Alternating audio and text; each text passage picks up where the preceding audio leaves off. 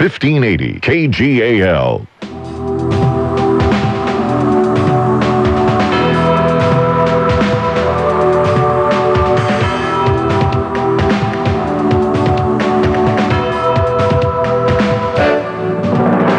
The following sports broadcast is an exclusive presentation of 1580 KGAL. You can follow the Warriors all season long, every snap, every score, every game, home and away on KGAL. Tonight's game is brought to you by Economy Supply Building Center, Mama's Fine Italian, City and Suburban Electric, Lassen RV, Power Honda, Ixtapa Mexican Restaurant, Limco Federal Credit Union, Burgerville, Crabtree Automotive, Lynn Lanes, Willamette Community Bank, Les Schwab Tires of Lebanon, Bing's Kitchen, Like New Appliance, Lynn Benton Tractor, Wilson Motors, and by Canega Tire Factory. Now, get ready for Warriors football. With all the action, here are Radio Ray and Rob Allen, live on 1580 KGAL.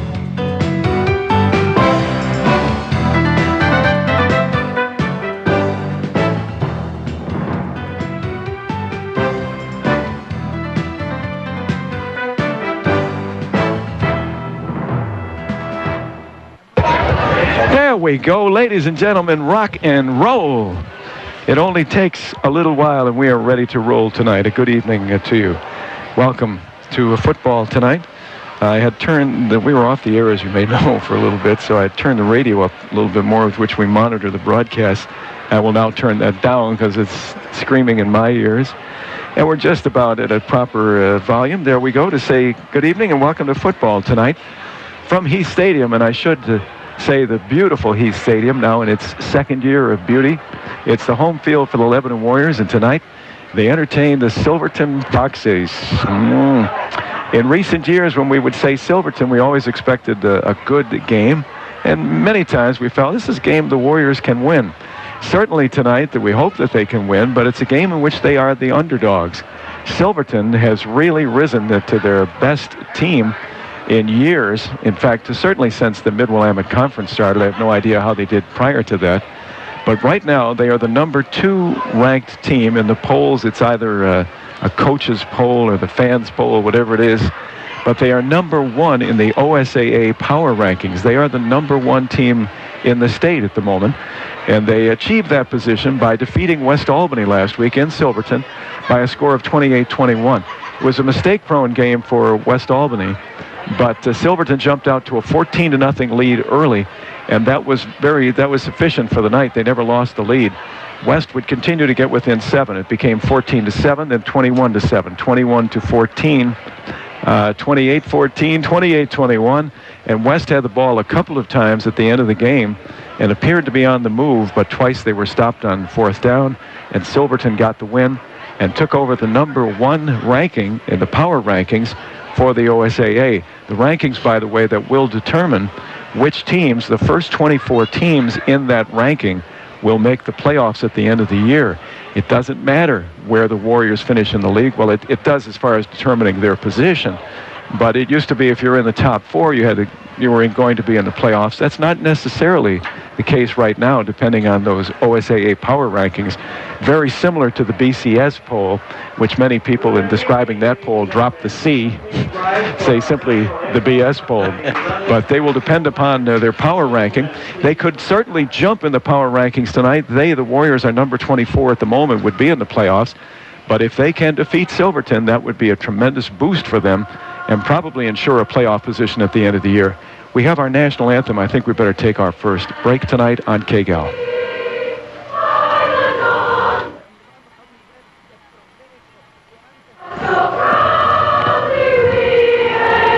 Stay here for our national anthem.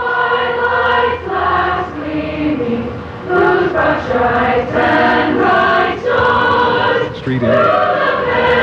Mama's Fine Italian and what?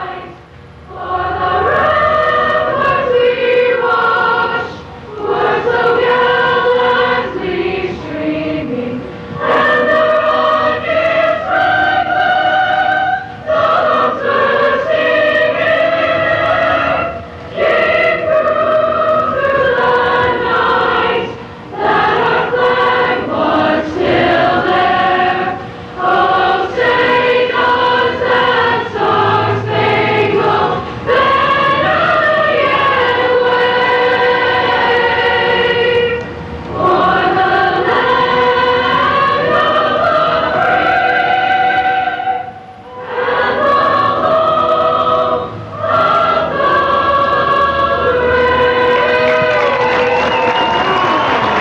nicely done. The choir, the full choir, very impressive in the numbers in the choir here for Lebanon High School here tonight with the national anthem. By the way, I'm Radio Ray. That's Rob Allen. We went through that a little earlier, but we weren't on the air yet. Rob Allen, tonight is a test for the Warriors. We were really shocked last week. You were playing, no, you were at the wedding last week. Yes. How'd that go? Yes, it was a fantastic wedding. Fantastic wedding. One of my best friends growing up, known him since first grade, and he's growing up on me. He's got it going. He works for Starbucks, and he's married, and he's got a new house. And just things are going great. Fantastic up there in the Emerald City. Serving lattes and married. Yes. Well, welcome back. Last week we were up in the Woodburn. When I say we, Scott Landgren, who is also here, the stat man just walked in. Statman Carruthers, be keeping stats for us tonight. When we were in Woodburn, things did not go well for the Warriors. A game in which we expected the Warriors to dominate. It was tied at 22 after 3 quarters, with the Warriors scoring 22 points in the 4th quarter to pull the game out. When it's looked at in retrospect in future years, it looked like another Warrior one-sided win over Woodburn, and they have many of those in the 6-year history of the league. But in fact, it was not. It was a scary game right to the end. The turnovers that the Warriors committed, the free night that they gave basically to Woodburn running back Martin Ray, who was running crazily last week. They can't do that against a team as talented as Silverton, or it really will be trouble. Yeah, and the coaching staff for the Warriors all season have, as many coaching staffs, Ray, have been looking for their teams to play 4 full quarters of consistent football the way that they know how. And the Warriors, you know, we all know that they run the ball on offense. And last year, we were so used to the defense of the Warriors as well, but the defense just hasn't been there for the Warriors. So tonight, what a better night on homecoming night for the Warriors.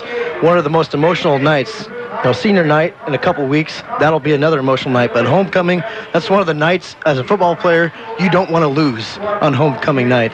And a formidable opponent in John Mannion and the Silverton Foxes tonight. I'm excited for this game. You mentioned something interesting when you mentioned their coach, John Mannion. It's intriguing in the league this year. A few weeks back, the Warriors entertained South Albany and their coach, Bryce Erickson, who is the son of Dennis, and anyone that's a football fan and followed football in this area knows Dennis Erickson. Bryce Erickson, his son, is coaching, and Dennis has assisted them in practices over at South Albany. Now tonight you have Sean Mannion's dad, John, is the coach for Silverton, who came here last year when the position was open at Silverton because his son was going to quarterback Oregon State, and he wanted to be in the area, so he took over the Silverton job. You have the father of the quarterback, who is now the heralded quarterback at Oregon State. He's been terrific, is the coach tonight. Yeah, and I also noticed Mike Fessler. You remember that name? He's also an assistant coach, a former Beaver punter. Yes. Mike Fessler. Back during the Tostita Fiesta Bowl team. Whoa. Yes, so some Oregon State ties and connections, obviously. Maybe part of the reasons that they have risen to the status that they enjoy this year at Silverton High School. I don't know if we're ready yet to take a break, but we're a little bit behind, so let's see if we can take our break. Just a short ways from the game time tonight. Silverton, the Foxes, and the Warriors on KGAL. Do it yourself or need helpful advice doing it? Your neighborhood Ace Hardware and Contractor Center can help. Economy Supply Building Center has been that helpful place for over 58 years. Economy Supply Building Center, where Highway 34 becomes Tangent Street in Lebanon. Mama's Fine Italian and Wine Shop, offering lunch and dinner, takeout, and catering too. Here's Bob. Come down and visit us and try some of our hand-tossed pizzas, my friends. That's right, hand-tossed. Mama's Fine Italian and Wine Shop, in the heart of Lebanon on Oak, between Main and 2nd. Your Mid-Valley home of the Lebanon Warriors. News Talk 1580, KGAL, Lebanon, Albany, Corvallis. Welcome back. Friday Night Football here on KGAL. The Warriors 2-1 in the league, so they've got a chance to tie for first place if they could get the upset tonight against Silverton. Silverton is led by their quarterback, Cole Chandler. He had a good week last week in that victory, 28-21 over a very good West Albany team, as he was 10 of 16 for 146 yards, but he had a couple of interceptions.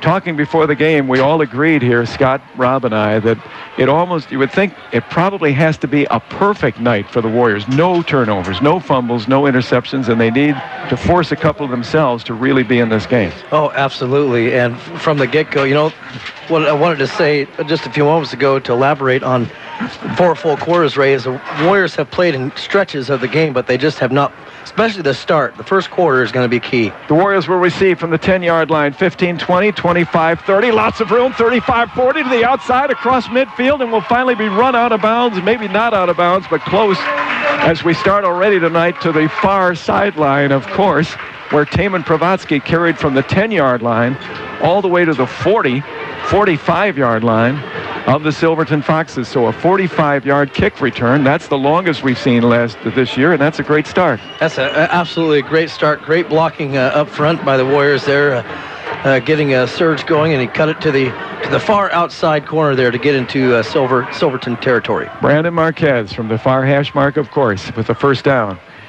He will hand off on first down, and it's a good surge for the Warriors. Good push on that first down. Good push by the line, pushing the Silverton line back for 4-yard gain. Pravatsky, the running back. And the Warriors pick up about 4, we'll say second, and a little bit longer than 6, second down. Nice evening here. Beautiful night for football. A little bit windy as you look at that flag over there. Some mid-70s game time temperature. The Warriors moving from our right to left as we view it from the press box here at Heath Stadium. As Marquez hands off to the deep back this time, and he is stopped immediately and pushed backwards, still being pushed backwards. And now DJ Canoes would like to break free for a few yards, but the play, I think, had been whistled dead about 2 hours earlier. Flag on the play, Ray, on the far side. First flag, second down of the night, and the first flag, and they'll pick it up and say, excuse me, fine, good. And it's the first time we've seen yellow flags this season, Ray. Remember last month was Blue Flag Month to support prostate cancer. The first yellow flags of the season. The regular officials were back in the NFL game last night, and there were multiple calls all over the place in that St. Louis, Arizona game. Something like 27 total. Here's Marquez, this time for the near hash mark. That's nice with backs in the eye. He will keep. He goes back. He wants to throw, and he looks up, and he's socked immediately. Thrown for perhaps a loss, maybe of about a yard. No, they'll put it right back at the line of scrimmage. DJ faked the handoff and took one step back and wanted to throw before he could get that ball up, which was a good thing. He was hit and flattened. It'll be a fourth down, and the Warriors will be forced to punt on their first possession of the night. No, if he'd gotten that ball any higher, it probably would have been knocked loose. Yeah, it was blocked by the post there, Ray. But Mr. Garcia, number 10 for Silverton, one of the players to watch, a great fullback and linebacker. Well, he's already been involved on 2 of the plays here. He will be the key running back tonight, Chris Garcia, number 10. And with the punt. Is it Taman Pravatsky who is back? No, it's Tim Farrell with the punt, and the punt will roll dead about the 20-yard line. So the Warriors will have Silverton in a fairly tough position to start out. The 21, 1st and 10 for the Silver Foxes. Be interesting immediately to see what they can do on offense. Woodburn moved at will last week. Well, and I mentioned to you too, Ray, that one of the key in the kicking game, key players is dressed down but not playing tonight. That's Jake McConnell for the Warriors. He does an excellent job with punting, so relatively okay position for the Silverton Foxes to start. Cole Chandler will hand is probably Chris Garcia, and it is. He breaks loose, but then is met by the Warriors. A flag comes down. It looked...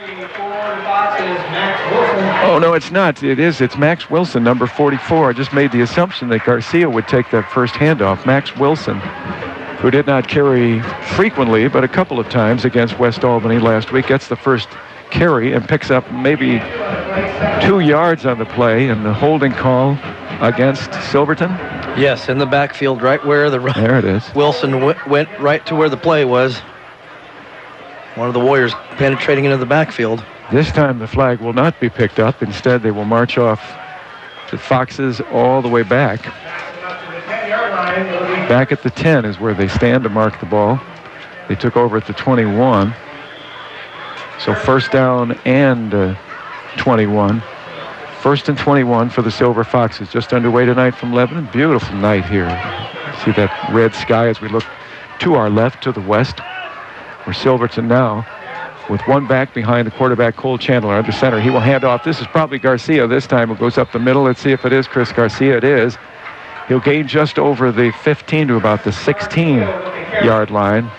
17, pickup of 7. And this is interesting, Ray, right off the bat, that the quarterback, number 5, Cole Chandler, has to run to the sideline to get the play from Coach Mannion or from the offensive coordinator. So that takes a little bit of time. That'll be interesting to find out how that plays out in this game.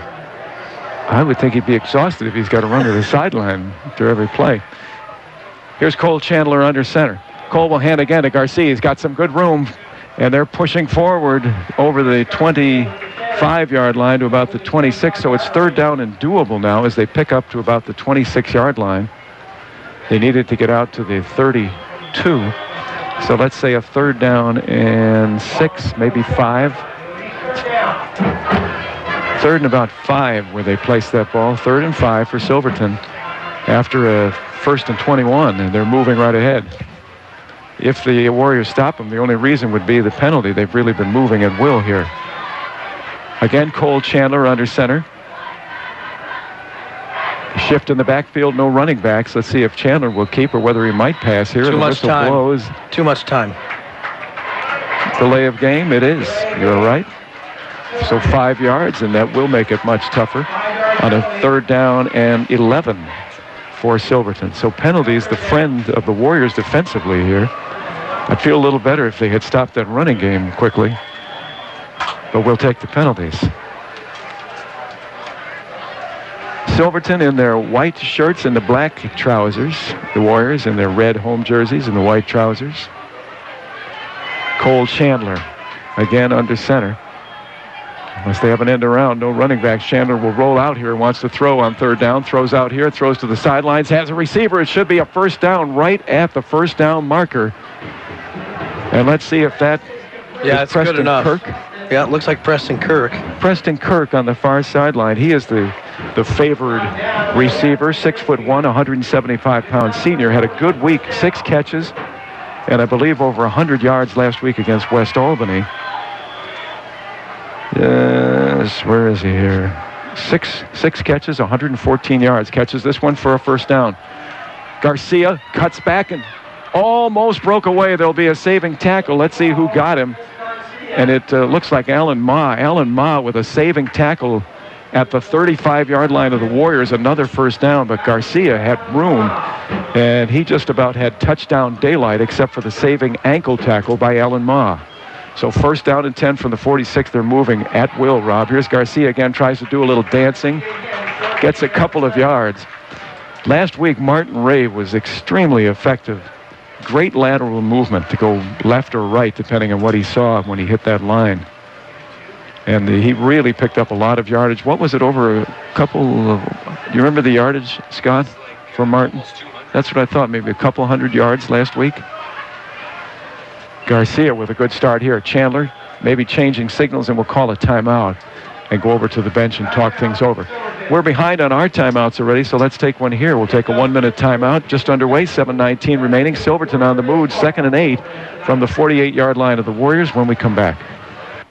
Need some electrical work in your home or business, but it just seems like too small of a job to call the pros? No matter what the job, call City and Suburban Electric. Proud to be a contributing member of our community. City and Suburban Electric. Call 451-5609. Lassen RV in Albany has the new RV models on the lot now, ready for you to buy. Lassen RV Service Department has a new truckload of parts and accessories on sale just in time for fall fix-up. From changing a light bulb to rebuilding your entire RV. No job is too big or too small for Lassen RV in Albany, where friends send their friends. 1580 KGAL.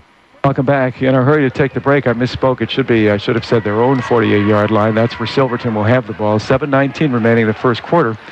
Out of 3rd and 11, they picked up a 1st down after a couple of what appeared to be penalties that would keep them from picking that 1st down up and punting. Silverton on the move here in their first possession of the night.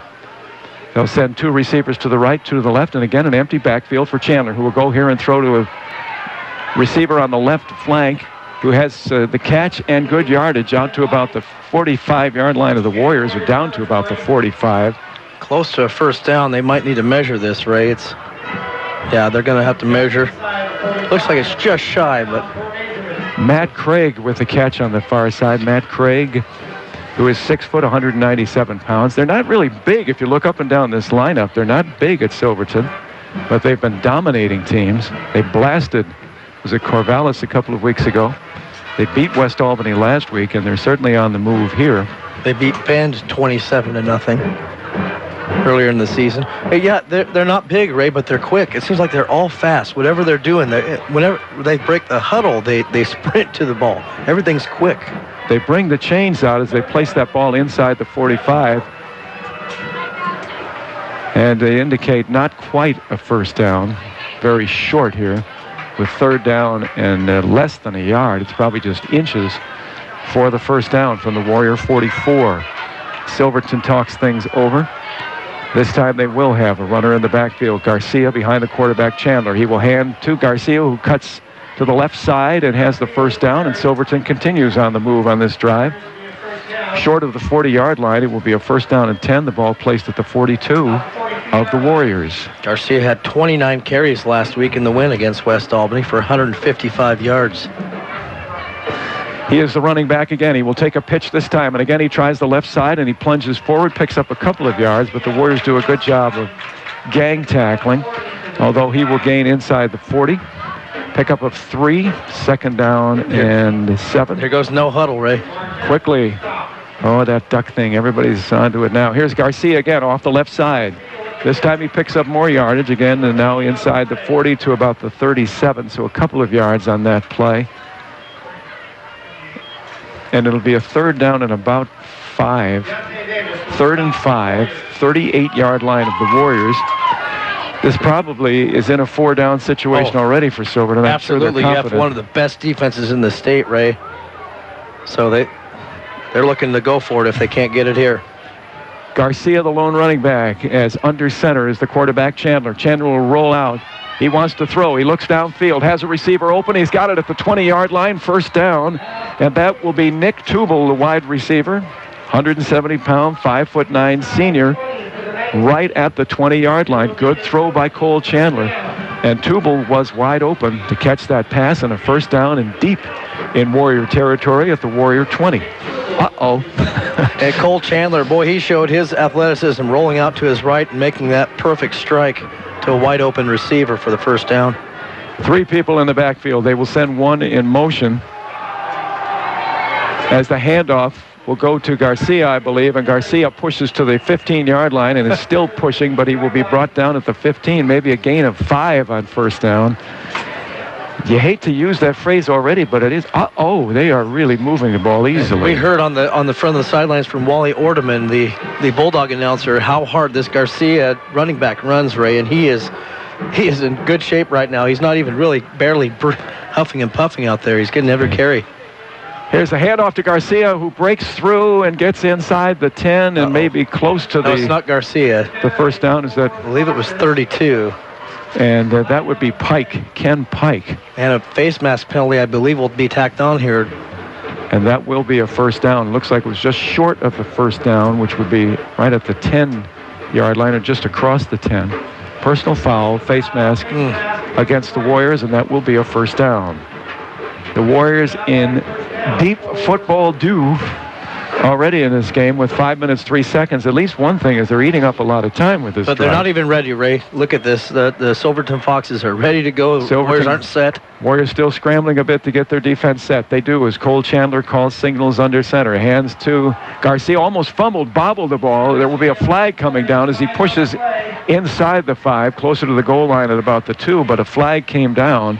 And let's see if that might be a holding call. It's going to go against Silverton. So one more time on this drive, the Warriors get a benefit of a penalty that will slow the Foxes, but can it stop them? And we saw the kicking from the Foxes, number 19 kicking before the game. Michael Dooley, and was missing not most of the time. So hopefully the Warriors can hold them to a field goal attempt. Speaking of holding, again a holding penalty, the second on this drive, third penalty on the drive. The big play on the drive at a 3rd and 11 on their first series of downs produced a first down. They have moved the ball steadily since. Now back to the 15. Chandler back to throw. Chase, and he's brought down for a big, big loss at the 25-yard line. A huge tackle on the play. Taman Travasky, number 32, from the outside linebacker position. My, great play. And a blitz by Taman Pravatsky chasing the quarterback Chandler. Thought maybe he could roll to his right and escape, but Taman dove and caught him by the ankles, and a big loss back to the 25-yard line. Loss of 11. Yeah, loss of 11. John Batchelor on Smart Talk 1580. John, get out of here. From the 26th. The chilly weather's just around the corner, folks, and a lot of people will be adjusting their thermostat down to save money. Quicken Loans has an adjustable rate mortgage that saves money too. Jay Farner here, and I'd like to tell you about our amazing 7-1 adjustable rate mortgage. The initial rate on this great program is just 2.625%, APR 2.94%. Do you want to reduce the cost of your mortgage? Do you plan on moving or refinancing in the next 5 to 7 years? Do you want the lowest rate available? Our Quicken Loans 7-1 arm could save you stacks of cash. Again, the super low initial rate is 2.625%, APR 2.94%, and it's locked until the year 2019. After that, it may adjust once per year. Why pay a boatload more interest on a 30-year fix to borrow the same amount of money for the next 7 years? With a 7-1 arm, you don't have to. Call 888-800-4735. That's 888-800-4735. Or go to QuickenLoans.com. Adjustable rate subject to change. Call us for cost information. Equal housing lender. Licensed in all 50 states. NMLS number 3030. Does your basement or crawl space have a damp, musty smell? Well, watch out. That's a sign of too much moisture and not enough ventilation. And that can mean increased mold growth and the buildup of harmful toxins and gases. Don't bother with a dehumidifier. It just circulates the same unhealthy air. Get the Wave Ventilation Unit. It will transform your home into a drier, healthier environment. Satisfaction guaranteed. Call 1-888-964-WAVE. That's 1-888-964-WAVE. Do you have unfiled tax returns or owe the IRS or state more than $10,000? If you don't take action now, your tax problem is only going to get worse. Seizure of property, bank levies, wage garnishments, and potential criminal prosecution. Call the experts at U.S. Tax Shield for help at 1-800-334-5070. Our tax advisors will review your case for... Welcome back as Silverton will run down what happened here momentarily. As Silverton kicks off, that tells you what happened. And the Warriors bring the ball back to the 38. Having a little bit of technical trouble tonight, and I understand that. I call the trophy computer, the trophy wife computer. It's kind of a beauty that we got about a year ago. It's a pretty thing. But after a few days of being married to that computer, you would like to go back and get the old one back again, but it's causing problems tonight. On 2nd and 26, Chris Garcia, just as we lost the broadcast here, ran for a touchdown. 26 yards, he broke free and scored. The extra point was good at 7-0, and Brandon Marquez, who wanted to throw, is forced to scramble on first down, but it's a good scramble by Brandon, who carries out to the Warrior 43-yard line. 42, a pickup of 4. 2nd down and 6. So Chris Garcia with a 26-yard run. The Warriors just had Silverton in a position where they thought maybe they could force them to even try a field goal. After a holding penalty, it pushed them back to a 2nd and 26, and Garcia runs it in for the touchdown. Silverton looked very good and unstoppable on that first possession. Here's Marquez on a keeper, right side, and he picks up several yards here across the 45, let's say the 47, which would be about 2 yards short. Maybe just a yard, about 1.5 yards perhaps, on 3rd down for the Warriors. Warriors trying to answer quickly if they can, 3 minutes and 9 seconds. The lone good thing about the possession by Silverton was the time that expired, as they frequently ran the ball on that possession. 2:57, 2:56 clock running as the Warriors come to the line. Backs in the eye as Marquez is under center. He will hand off. No, he will not. He will keep. Fakes the handoff. He keeps for the first down to the 50-yard line. Nice job. Nice fake. The line at Silverton, the center of the line, bought the fake. Marquez goes to the right side, carries, and goes ahead for the first down, and the Warriors on the move into Silver Fox territory at the 49, 1st and 10. It was so critical for Lebanon to get that first down rate, to get the offense going here. Hopefully they could get us back to a tie here. See if they can answer. One receiver left, one right. Marquez goes back, and he scrambles away to pick up a couple of yards on what was a broken play. Again, he wanted to throw quickly. He was thrown for a loss when he tried that the first time the Warriors had the ball. This time he got hit immediately again. That Warrior line with no protection for Marquez. But seeing that he was in trouble, he did move forward and picked up some yardage, picked up maybe a yard. 2nd down and 9. But from the snap, Ray, there were at least 2 Foxes in the backfield to try to get Brandon. So if that's going to happen all night, the Warriors are going to be in for a long night. He's moved back to pass a couple of times, and that's what happened each time. Marquez on a keeper this time, and he again breaks a tackle, moves ahead across the 45 to the 43-yard line. And so it will be a 3rd down coming up and about a 3rd and 4. Another good run by Brandon. A 3rd down and 4 for the Warriors. 1 minute and 31 seconds remaining in a very rapidly played first quarter tonight at Heath Stadium here in Lebanon. Lots of running by both teams. Warriors break the huddle, same formation, receiver left, receiver right. And backs in the eye for quarterback Brandon Marquez, who will hand off to the deep back. It's DJ Knuth, 1st down and more. Good break, right side, good speed by DJ Knuth. He has really turned into a fine runner. A 1st down and more, down to about the 32-yard line. 1st and 10 for the Warriors. Well, I tell you what, Garcia there was expecting the fullback to get that ball. I'm glad that the Warriors drew up that play to hand off to the deep back there. And a nice run right up the middle. He was just tackled by the shoestrings there, Ray. If he breaks that, he could take it all the way to the end zone. DJ Knuth appears to be the best running threat by the Warriors. We've seen him break some great runs, and that was a good one.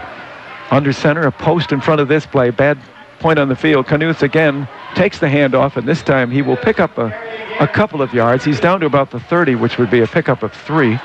Should be 2nd and 7 coming up for the Warriors, and we're down to 35 seconds and the clock running in the first quarter. Pickup of 3. 2nd and a long 7, a short 8, if you will. 21 seconds, clock running. Warriors still in the huddle. Will they get a playoff here? Maybe not. If they come to the line, I think it'll be the last play, unless it's an incomplete pass. Matthew Tracy set to the left, a receiver to the right as Marquez goes back to throw. He looks to the right side, throws to the man out of the backfield. It's Knuth. He's got a 1st down down the sidelines. He may score. He's into the end zone. Yes. Touchdown, Warriors. From the 30-yard line, a 1st down for the Warriors. 30-yard touchdown play to DJ Knuth, who took the ball in the right flank, and I think that was actually a lateral, right? Was it actually a pass? It was behind. That'd be a carry. Behind the quarterback, behind the line of scrimmage or in back of the quarterback. So actually a running play rather than a pass, although it's thrown by Marquez perfectly to the right flat. It will count as a running play and a 30-yard touchdown run by DJ Knuth, and the Warriors try the swinging gate to see if maybe they would go for 2. They will not. Instead, Brandon Marquez will back up, and they will go to the standard formation to try to tie this game. Great drive, and they kick us up, and it was wobbles, and it's no good. The Warriors failed to tie. Kick almost looked like it was blocked the way it came up into the air. It was not a good kick. Just did not come off of Brandon's foot very well, Ray. And there was a lot of pressure coming at him. He had to get rid of that ball a lot quicker than he wanted to. But on the final play of the first quarter, the Warriors break a 30-yard run by DJ Knuth. Extra point is no good, but they answered a Silverton touchdown quickly, and 1 quarter gone. Interesting game. Silverton 7. Warriors 6. Will be back on KGAL. Need some electrical work in your home or business, but it just seems like too small of a job to call the pros? No matter what the job, call City and Suburban Electric. Proud to be a contributing member of our community. City and Suburban Electric. Call 451-5609. Lassen RV at Albany has the new RV models on the lot now, ready for you to buy. Lassen RV Service Department has a new truckload of parts and accessories on sale just in time for fall fix-up. From changing a light bulb to rebuilding your entire RV. No job is too big or too small for Lassen RV in Albany, where friends send their friends.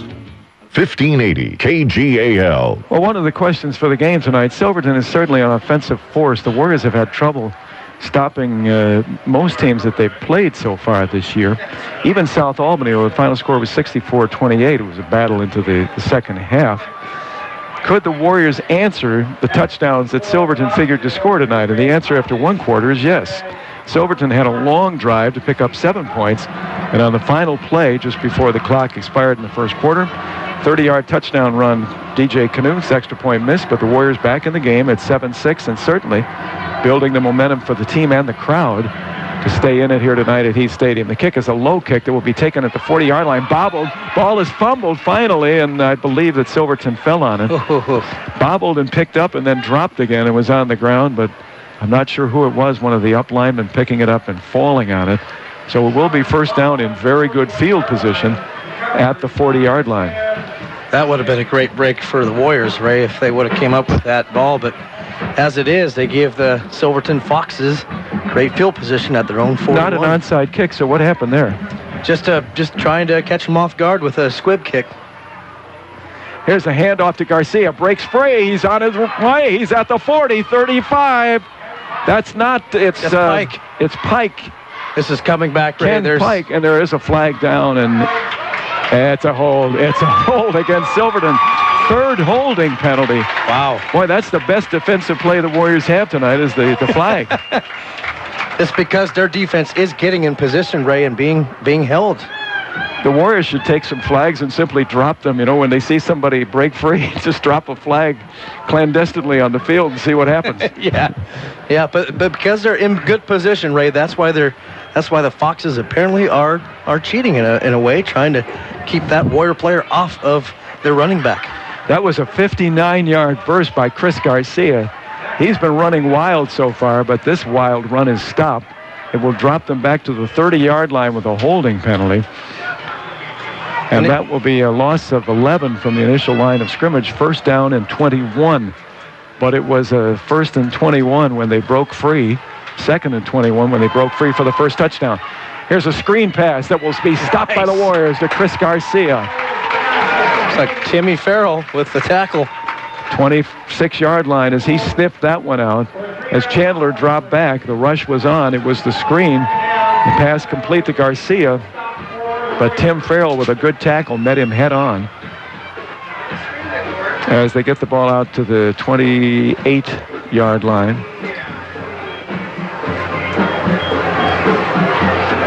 Loss of 3. They're calling it second and 24. Oh, it was a loss on the play. You're right. Here's Cole Chandler under center. He'll pitch the ball to, I think it's Garcia. Max Wilson on the far side. Let's see who comes out of the rubble. Is it 10 on the far side? Looks yes, like a different is. number to me. That is 10. So it's Chris Garcia who carried. And the Warriors with good defense here. Third down coming up. Third and quite long. Third and 24 from their own 28-yard line. Perhaps a passing play here. One receiver to the left. Man in motion as Chandler goes back to throw. Rolls out. He's being chased. Throws out here. Has a receiver at the 30, 35. He knocked out of bounds on a smashing tackle. Is that the quarterback, Brandon Marquez? I thought it was Riley Wessel who was there. Wessel was there as well. On the sideline, but they stopped Silverton, although the pass is complete out to the 35. There looked like a little room there for a moment, but the Warriors push that receiver to the sidelines. It'll be a fourth and kicking situation, and the Warriors will receive with a chance to take the lead. Penalties again, the best friend of the defense. That holding penalty this time did stop Silverton. They had 2 on the first drive, and it didn't stop them. They got the touchdown. Here is the kick, a high kick that the Warriors will let bounce at the 30-yard line, rolled to 25-20. Good Silverton roll, 20-yard line. Boy, I'll say. The Warriors will begin with a first and 10. Long way to go, 80 yards to the end zone, but only trailing by a point with 10 minutes and 4 seconds remaining in the first quarter. A reminder from Lynn Benton Community College. Not time, of course, for the fall semester, but thanks to the winter semester. Pick up a schedule of classes. Make an appointment with one of their counselors. Get started, get finished at LBCC in Lebanon, Albany, Corvallis, and Sweet Home. And our thanks, as always, to Udell Engineering for the part they played in making this fabulous facility available here. This great field with big numbers and great hash marks and lines on the field. Thank you, Udell Engineering. Yes. On the first down, trapped DJ Canoes, who scored that touchdown on a 30-yard run a little while ago, is trapped and thrown for the first loss of the night for him as he loses back to the 18-yard line, loss of a little more than 2 yards, second and 12. Quinn Dreyer with the, or Dreyer, I should say, number 51 with the tackle. Great stop by the Warriors on that last series, Ray, but they need to put points on this drive once again. With backs in the eye, Marquez drops back, wants to throw quickly, throws out of the backfield again to the right flank to Canus. Canus breaks a tackle, gets out to the 30-yard line.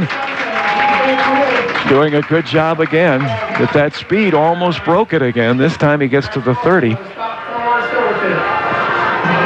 Another run on that play, right? That was looked like it was behind the quarterback, so not a complete pass from Marquez. But he's thrown the ball well a couple of times, but it's just behind him to Canus on the flank, so it goes as a run. With the pressure of the Foxes defense coming straight up the middle, Ray, it's good that the Warriors are doing these outside plays to test the Foxes' outside ability. And so far, the Foxes aren't answering very well. In fact, they're measuring for a first down right now, Ray. Wow, out to the 30, so they have to bring the chains. I didn't look at the far side of the field. I've got the post in front of me, but they bring the chains. It's a first down. Good job by DJ Canus. That play worked for a touchdown just at the last play of the first quarter and picks up the first down here. The Warriors on the move. 1st and 10 from their 30. Well, the Civil War game is not off to a good start for South Albany. They are down 28-0 still in the first quarter. Minute 28 to go. I thought that might be a little closer score, but you hate to see that. West is mad after last week's loss. Backs in the eye, long count for Brandon Marquez, very long. Finally, the snap. Brandon will keep, fakes the handoff, keeps and gets out past the 30, a couple yards on first down. They'll say he's out to the 33-yard line, so 2nd down and 7, gain of 3. R.J. Armstrong & Associates, masters of underground and excavation work for individuals or commercial business. Something you're not going to do on your own tomorrow. If you need such work, call R.J. Armstrong at 451-4286. 451-4286. R.J. Armstrong, longtime Warrior supporter. Marquez, a keeper, and he stopped in the backfield this time. Faked the handoff, and this time the Foxes did not buy it. They stop him maybe for a yard loss, couple yards. These defensive linemen, they're coming through so fast, Ray. I mean, sometimes you wonder if they're lining up off sides or if they're coming across the line. They're just anticipating the snap so well that the Warriors are not quick. And they're not that big. 79, Cameron Clokey is the largest man on the field, and he is one of the linemen there. He's 6'1", 281 pounds, but they're not that big overall. They shoot through the line. They shoot through. Marquez goes back to throw, takes a quick drop, throws out here, almost intercepted by Nick Tubal. Intended for Riley Wessel, but Marquez had to get rid of that ball quickly. They were sending everybody on a blitz there. Threw it right to where it would have been a first down, but he threw it behind Riley Wessel, and Nick Tubal had it bounce off his hands. That was a catchable ball, and it might have been a quick pick for 6. So the Warriors forced to fumble, or forced to punt. A high snap. Almost prophecy came true. As the kick is a good one, it'll bounce at the 35, and this time it'll take a Warrior roll. 30, 26-yard line. A good punt. I didn't catch the number. Who's punting tonight for them? Tim Farrell, number 35.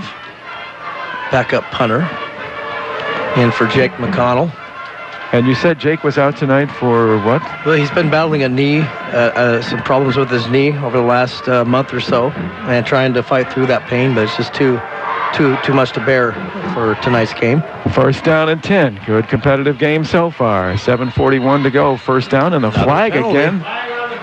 Whoa. Silverton has been seeing flags on the field all night.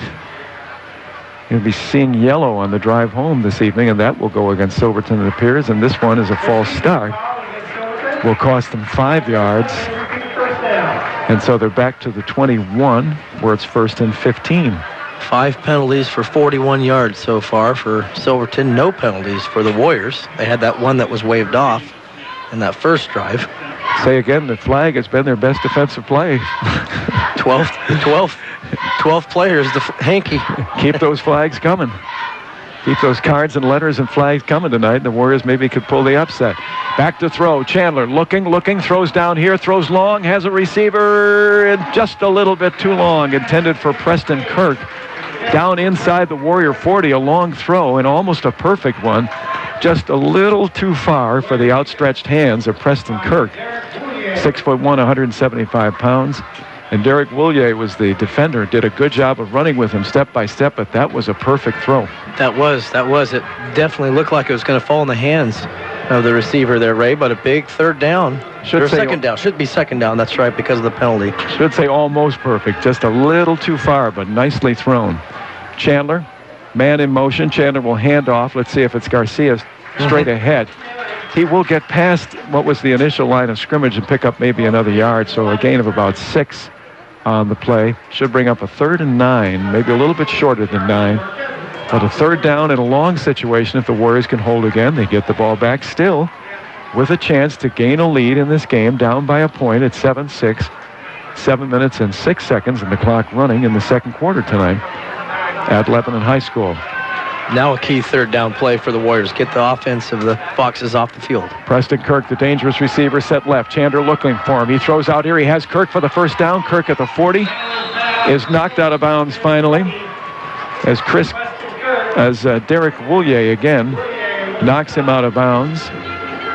But Chandler, a nice throw, as Kirk was as I said, his favored receiver last week, 6 catches. Kirk was step by step with Willier, but then he came back to the ball in a perfect throw right at the first down marker for Silverton. So again, on a long third down play, they pick up the first down and keep the drive alive. Chandler, deep drop, may throw a screen, throws it to Garcia. Garcia grabbed from behind, but picks up about 8 yards on the play. Second time they've tried the screen tonight. The Warriors stopped the first one, but this one more successful. Picks up 9, 2nd down and 1, just short of midfield. 6 minutes, 17 seconds remaining before half. Well, Silverton's moving the ball up the field nicely on this drive. The Warriors looking a little tired out there, but need to stiffen up the D right here. It's nice to hear the drums and the crowd noise here at the home field tonight. Again, back to throw. Chandler throws out here, has a man there, and he has it incomplete. No, it's caught on the sidelines, and he will go for the touchdown. No, he's down. No, he stepped out of bounds, Ray. I see official on the far side. The official at the 26-yard line is saying he stepped out. That one was strange. It looked like the ball was dropped by Preston Kirk. Initially, it looked like he hadn't caught the ball, and then suddenly he burst free. Who was the defender on the far side? Tyler Hull, number 82. But it looked like he was standing there and that the play was dead, and all of a sudden Kirk just burst through. Looked like he'd gone for the touchdown, but maybe he stood still because Kirk was out of bounds with the catch. Hand off to Garcia, and Garcia, the ball, by the way, down at the 18 after that catch. He will take it inside the 10.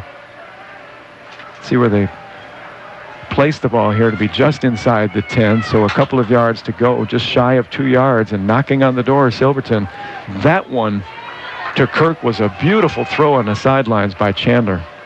He was again well covered. And Garcia this time is well covered. He does pick up maybe a yard or so. Short of the first down, though. Down to about the 8 or 7, where it looks like they're at the 7, just outside the 7. Well, Garcia's got to be up to about 10 carries for the night now. He had 29 last week. He gets in front of the load. 13 carries. They can pick up the first down here. It's a short 1 yard to go, 3rd and 1 from the 7-yard line as Garcia gets a little head of steam and picks up that first down. It'll be a 1st and goal, Silverton, inside the 5-yard line. At the 1.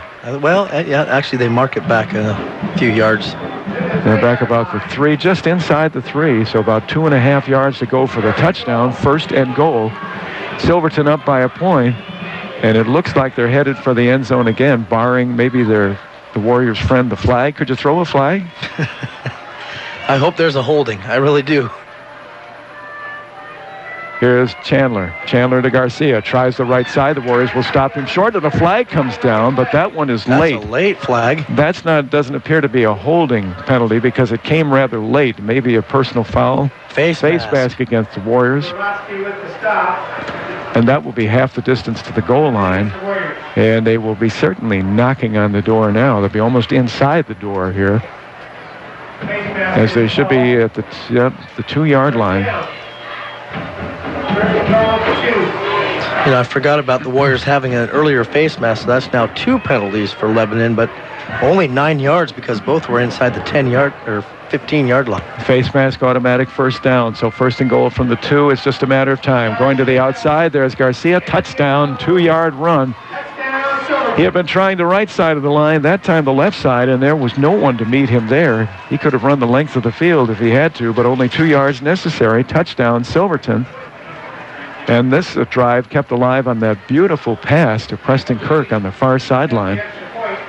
One that appeared to be incomplete at first, but he caught it for a first down at the 18, and then Silverton takes the ball in for the touchdown. 4:21 to go. Offsides against the Warriors. Offsides. That will not make any difference here. Should be declined by Silverton as they don't want to shorten the distance unless they'd like to go for 2. John Mannion is saying we decline it. There's no difference. No, they don't want to go for 2. They already have the point advantage. There would be no sense in risking that right now, as the Warriors missed the extra point after their touchdown. Michael Dooley with the ball at the 10. Saw some trouble in snapping earlier in the game. Good snap, though, and the kick is up, and it's good. The pregame, we saw a lot of bad snaps and errant kicks by Dooley, but he was trying a 37-yard field goal at that point. This is just the extra point. It is good. 14-6. Warriors down. 4:21 remaining. Second quarter. We'll be back on KGAL. You will come out a winner at Power Honda. Their talented staff will show you how easy it is to get the vehicle you want and the payment you need. Check out mypowerhonda.com. Call 928-0122 or just go in to Power Honda, Highway 20 east of I-5 in Albany, your Honda superstore. Making life easier and more productive, that's what Lynn Benton Tractor can do for you. And it all begins by discovering how the full line of Kubota equipment can help. Lynn Benton Tractor, we're still doing business the American way. Highway 99E, Tangent. KGAL. Their huddle, they look like the Ducks. Everything, so they're like, okay, they're just gonna wear it down. Oh, we're back here. We're just talking about the fact Silverton ran on the field earlier before when they came out of the locker room earlier. Everybody was sprinting down the sidelines. They got to the field at about the 20 where they enter from the clubhouse across the way. They ran 80 yards to the distant end zone. Everybody's sprinting. We remarked at that time they looked in good shape. They look like they've got great speed here tonight. The Warriors, a good kickoff return by DJ Knuths. He's been the star of the night so far for the Warriors. He'll return to the 33-yard line, and the Warriors will start over again. 4:15 remaining before the half. Well, if they could eat up some time, get the touchdown, go for a 3-point conversion, they could have the lead. Just continue to get first downs and keep going forward, Ray, because so far the Foxes are getting in the backfield a lot of the time, Ray, and so the Warriors, most of the time, they've been going to the outside edges with DJ Knuth on some of these backward laterals. Eat up some time and get a score before the half. They'd be in great shape. Down 14-6. Marquez, though, under center. Let's see what they can do. Marquez, hands off. And who will this be? DJ Knuth. DJ? Yes. Knuth has met at the line of scrimmage. I think they may give him back to the line of scrimmage if they're merciful. They are. Boy, they gave him a short gain. No gain. Yeah. It's hard to tell. Yeah. I think it would pretty much match the chain on the far side, though, right where the ball is placed, which is the 39-yard line of the Warriors. That was not a good read by Brandon. I thought he had the ball, but he did give it to DJ there on the handoff. 3 receivers to the right, 1 to the left. Will they throw here as Marquez backs up to throw, looks out here to the right side. He wants to throw now. He tucks the ball under and runs, picks up past the 45 to about the 46. They will be maybe 3 yards short with a third down coming up to try to keep possession, keep the drive alive. 3:22 remaining in the first half. Anything the new or skilled archer might need available at the Archery Hut, including lessons from Master Archer John Stone. Crowfoot Road in Lebanon. Have you stopped in to see John's trophies yet? They're amazing. Absolutely amazing, especially when it's done through archery. I can't imagine that capability. 2:59, 2:58. Clock starts up. Warriors third down. Third down and 3. Long count. The Foxes do not jump. Marquez has the first down and a keeper. Fake the handoff, and again, it's been very successful for him tonight. He's done a good job. This time on the right side of the Warrior line. Picks up over midfield down to the 48-yard line of the Foxes. 1st and 10. Drive still alive, but only 2:45 to go to try to get the ball in the end zone. That's a nice decision by Brandon there to keep. Foxes are keying in on the fullback quite a bit tonight, Ray. So there are going to be opportunities for Brandon to possibly tuck that ball away and maybe break one like he did last week against Woodburn. The 3 receivers will be to the left side this time from the shotgun. Apparent passing situation. 1 receiver to the right is Matt Tracy. Back to throw Marquez. Looks over the center of the field. Now he's flushed out of the pocket. He will run again. 45-40. Puts his head down, dives forward, and gets a first down and out of bounds, which was a good play. Nice play on his part. Again, he was hastened in the attempt to throw in the backfield, but he's been dumped a couple of times. This time he took off again, escaped the rush, picked up the first down, dove out of bounds. 2 minutes, 18 seconds to go, and the ball should be inside the 40. Should be at about the 37. When you're at a deficit against one of the best teams in the state, Ray, you have to make those intelligent type cerebral plays, and that was one of those right there where he tucked the ball and ran. He had nobody open downfield and just tucked the ball and ran. Maybe Brandon last year or maybe earlier this season he might have taken a chance downfield, but he's getting more intelligent each game at making those reads. Let's see if I made an incorrect cerebral call here by saying first down. It's short, a little bit short. Short by Radio Ray Hot Dog. The chain is on the far side of the field. The dive by Brandon was on the near side into the Warrior bench. It looked like just a quick judge all the way across that field that he had picked up the first down, but they'll say it's just a little bit short. One of those hands almost together held up by the official. And they're going to measure from the center of the field again, and it is just a little short. Where they place the ball at the 38-yard line. He needs to get just beyond that where that chain is on the far side of the field. Inches. 2nd down and inches. So maybe a gift down here for the Warriors. They will send 3 receivers to the left, 1 to the right. Maybe they will pass here, knowing they still have time to pick up that first down. 1 back is DJ Canoes behind Brandon Marquez under center, not from the shotgun. He has the first down. The clock will continue to run. Ball comes loose, but it'll be dead. He was down. He was down. Ground causing the fumble. 32-yard line, 1st and 10 for the Warriors. But with that running play, when they set the chains, the clock will start up again. Warriors quickly try to set up. They will send Alan Ma to the left side. 3 receivers to the left as Marquez now from the shotgun, an apparent pass situation. Goes back to throw. Looks over the middle. Has a receiver. It is incomplete. Knocked loose from Alan Ma. Is that 13? Yes, it is. It's Alan Ma who went straight down the field, and Marquez threw a good pass. Threw it low where it should be, but just a little bit too low for Allen to pick it off inside the 20. Just a little short of a big pickup for the Warriors. So it's still at the 32-yard line, 2nd down and 10.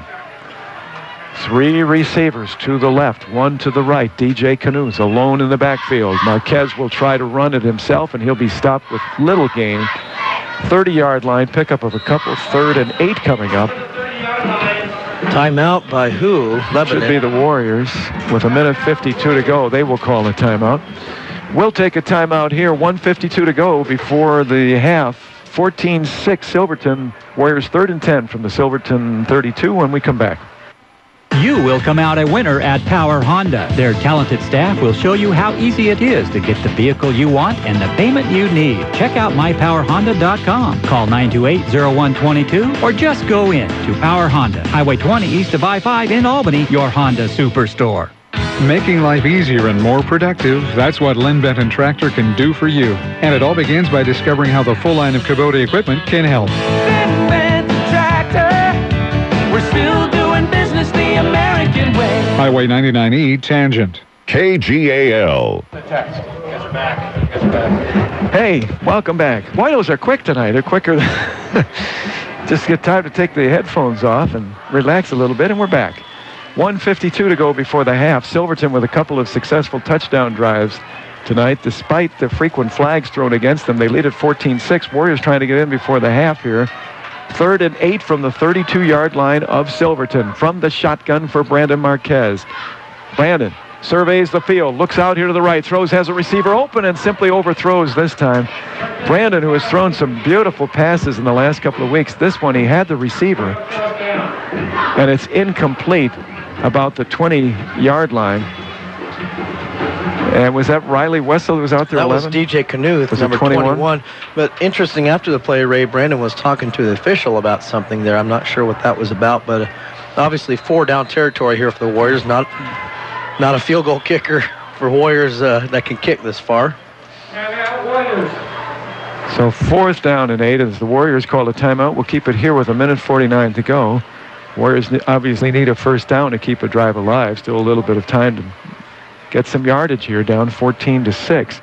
Enjoy your favorite delectable candies from Victoria Chocolate Company. We're almost, I heard one of our sponsors today mention the holidays. It's close. Remember, Victorian Chocolate Company. Pick them up at the Bright Purple Building near Ralston Park in Lebanon. You can order them online conveniently at victoria-chocolate.com. And a reminder from your Steel and Husqvarna, I love that word. I love the way you say it. Husqvarna headquarters in the Valley, Cascade Outdoor Power Equipment. You'll find Cascade Outdoor Power Equipment near the airport on Airway Road in Lebanon. You sound like Tim Conway. Remember when he played that character on Carol Burnett and Friends? The old man? Yes, yes. How you doing, sir? Oh, no, that was Mr. Tutball. That's Mr. Tutball, that was yes. Mr. Tutball, the boss. Yes, the boss, yes. All right, 4th down and 8 for the Warriors. Brandon Marquez from the shotgun looking, flushed out of the pocket. He's in trouble, throws out here, has a receiver, and it's knocked away, incomplete. Good throw on the run, running to his left, and the throwing to the left side of the field. It bounced off the chest of Matt Tracy because it was knocked loose by a defender who came up with a good hit on the back of Matt to knock that ball loose. It looked like it was going to be complete first down Warriors, but it's knocked away. And it will be Silverton taking over. Nice throw, though, to the 20-yard line. Hit him right in the numbers, Ray, but it looked like he also had some running room to run for that first down, too. There was nobody within about 15 yards of Brandon. He had that first down on the pass. Unfortunately, not complete. Here's Chandler is rushed, and he throws a crazy ball intended for Garcia out of the backfield. Yeah, he was chased by Luke Rapé there. Boy, you don't want him to hit you.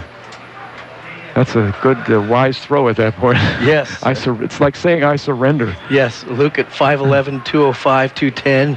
Smart throw, though, by Chandler. He's not called for intentional grounding. He just threw it at the feet of Garcia. Did not intend to complete it, but it was close enough for no intentional grounding call. Here's a handoff to Garcia. Bounces free. Up the middle. 45, 47-yard line, and dragged down by a couple of Warriors, and saving tackles indeed.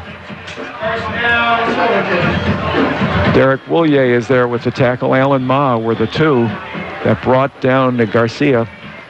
Still in Fox territory at the 48, but first down and 10. Another good run for Garcia. It'll be interesting at halftime with the stats from Scott to see how many yards he has and how many carries. Garcia again straight ahead into Warrior territory. They should give him forward progress at the 49. Now it is Silverton trying to run the clock and put more points on the board. 105, 104 remaining. 2nd down and 7. Silverton quick, though, out of the huddle. They do a good job at that. And Warriors need to get a stop here before the half. No points on this drive. Two receivers to the right. Chandler will drop back to throw. Steps up now and throws. Throws long out here. It's going to be thrown too long. Overthrows everybody. And that may have been the decision. It was intended for Nick Tubel. But that may have been his decision to throw it too long. DJ Knuth was with Tubel, covering him well. Incomplete. 3rd down and 7 from the Warrior 49, and 45 seconds remaining first half tonight. Boy, quick first half. And a good job, really, by the Warriors to hold Silverton to 14 points in the first half. That's not bad.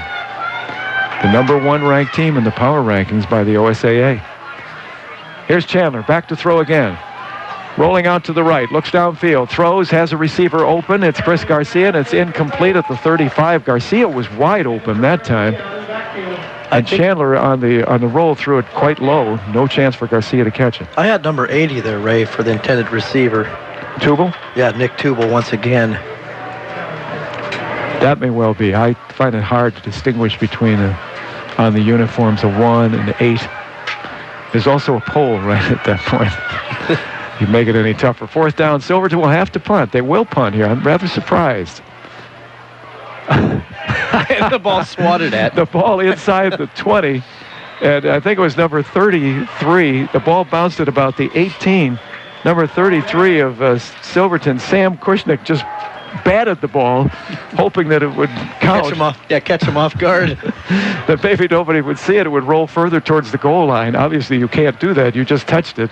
Where you touch it is where the ball will be taken for 1st down. In the NFL, it's where you control the ball. But not a bad idea. Right. Not a bad idea. But you can't bat the ball. You can't make it so obvious. Even in the NFL. Just say, I don't have control. It'll be 30 seconds that will remain on the clock as we get a 1st down here for the Warriors. Time on the clock or off the clock? Let's see. Pointing up here to the 20 to the press box. 22 seconds. Oh, instead of 29. 7-second difference. 29.8. It's 22. So a loss of 8 seconds there. 22 seconds remaining for the Warriors. And let's see if they throw the ball wildly or will they just ball looks like they're going to throw. Marquez out of the shotgun. He will. Steps back here, throws to the sidelines, and stepping out of bounds. Far side. It is number 13, Alan Mauve. That takes just a couple seconds, 17.7 seconds. Warriors shy of the 1st down, but a little closer to that goal line. Now only 71 yards away with 17 seconds to go. 29-yard line, 2nd and 2, but the 2 really doesn't matter. It's 2nd and 71 for all intent and first half purposes. As Marquez, again from the shotgun, looks downfield and wants to unload. Instead, he is loaded upon. A loss on the play of about 3 yards. And the clock running, and that will do it. No timeouts, so they're going to bother to call timeout. I heard the whistle. Did they get a timeout? I think I heard the band whistle. No. Is it the band? It could be. Band's getting ready to the left here. Homecoming tonight. They're sprinting. The choir, the dancers, the band comes running out. They look impressive as they take the field here for homecoming halftime tonight. Not a bad display by the Warriors. Yes, at homecoming they are down at the half, but not bad to the number 1 ranked team in those power rankings by the OSAA, the Silverton Foxes. 14-6 Silverton at the half. Will be back on KGAL. Has your stove lost its heat? Is your fridge or freezer no longer cold? Does your washer leave soap in your clothes? Or has your dryer stopped tumbling? Then who are you going to call? Like New Appliance at 259-1131, of course. Like New Appliance, where every appliance shines like new. You'll always get your money's worth where the food is fresh and original at Ixtapa Family Mexican Restaurant in Lebanon. Roberto and his staff will provide a fun and affordable dining experience. So visit Ixtapa on the corner of Highway 20 and Wheeler Street, where parking is convenient and the atmosphere is sweet. The short drive to Corvallis will save you time and money. This is Steve Buckner from Wilson Motors, inviting you to experience the notable difference at Wilson Motors, 5th and Buchanan in Corvallis. Check us out at saveatwilson.com. Lynn Lanes in Lebanon, home of the best burger in town. Good family fun. Bowling. Open every day and until 1 a.m. on Friday and Saturday nights. Ballistic bowling starts at 10 on Saturday nights. Stop by Lynn Lanes in Lebanon. 1580 KGAL. This is Tom Gerner from the KGAL Sports Desk. I have some updates for you as far as scores go around the state in 5A. Right now over at West Albany, it's West Albany up on South Albany. They are crushing them 42-0. Jake Lacoste has 5 touchdowns tonight so far on the game. Dallas over Woodburn 7-0 in the second. Crescent Valley over Corvallis 17-0 also in the second. Also elsewhere around the state, it's Wilson over Hood River Valley 27-0 in the second. Putnam is beating on Liberty 28-0 also in the second. Mountain View up on Pendleton 14-0 in the second. Ashland over North Eugene 21-0 in the second. Sherwood over Park Rose 35-0 also in the second. In Bend over Summit 20-7 in the second. Ridgeview over the Dalles 8-0. That one's still in the first. Wilsonville over Milwaukee 13-6. A final from yesterday, Hermiston beat South Ridge of Washington 42-13. And over at Lebanon High School, where Ray and Robbie are, the score at the half is 14-6. Silverton over Lebanon. Hey, good job, Tom. Thank you. A good time to drop those in. That's interesting. Well, I forgot. What was it? Did I say 48? What was it in the first half? 42. 42-6 now. 42-6. Oh, South it's still in the first half? 42-6, South on the board over at the Civil War game. Boy, that's tough, because that's such a key game for them. West hoping to improve their position in the league. They're one of the top teams in the state. But for South, it's just one of those community things that you want to show well. That's tough to be down. 42-6, 5 touchdowns for Jake Lacoste at the half. Boy, it's getting closer to talking about, and at least player of the year in the conference, Ray. Maybe not the state, but he's certainly looking pretty good. Good running back. We saw him last year. We have our Friday morning sports talk show called From the Sidelines. Wally Ordeman, who along with Ryan Pitts, they do the play-by-play for West. Wally reminded us today that there's another Lacoste. Yes, a freshman that he apparently last week at Silverton he was able to dress down, and I mentioned to him that one of the wide receivers for the Bulldogs unfortunately went down in that game. I said maybe they'll suit up Lacoste for wide receiver. I did not want to really mention that to him. It was a joke. First there was Anthony a couple of years back, and he was a load, and then Jake, now in his junior year, is really catching fire. Of course, he ran for 508 yards against Silverton last year. At the time, that stood as a state record. But a young man from Aloha a couple weeks ago, his name is Thomas Tyner, ran for something like 638. That is the new record in the state. But Lacoste now doing even better as a junior, not breaking that record of a year ago, but sensational every week. 5 touchdowns so far tonight against South.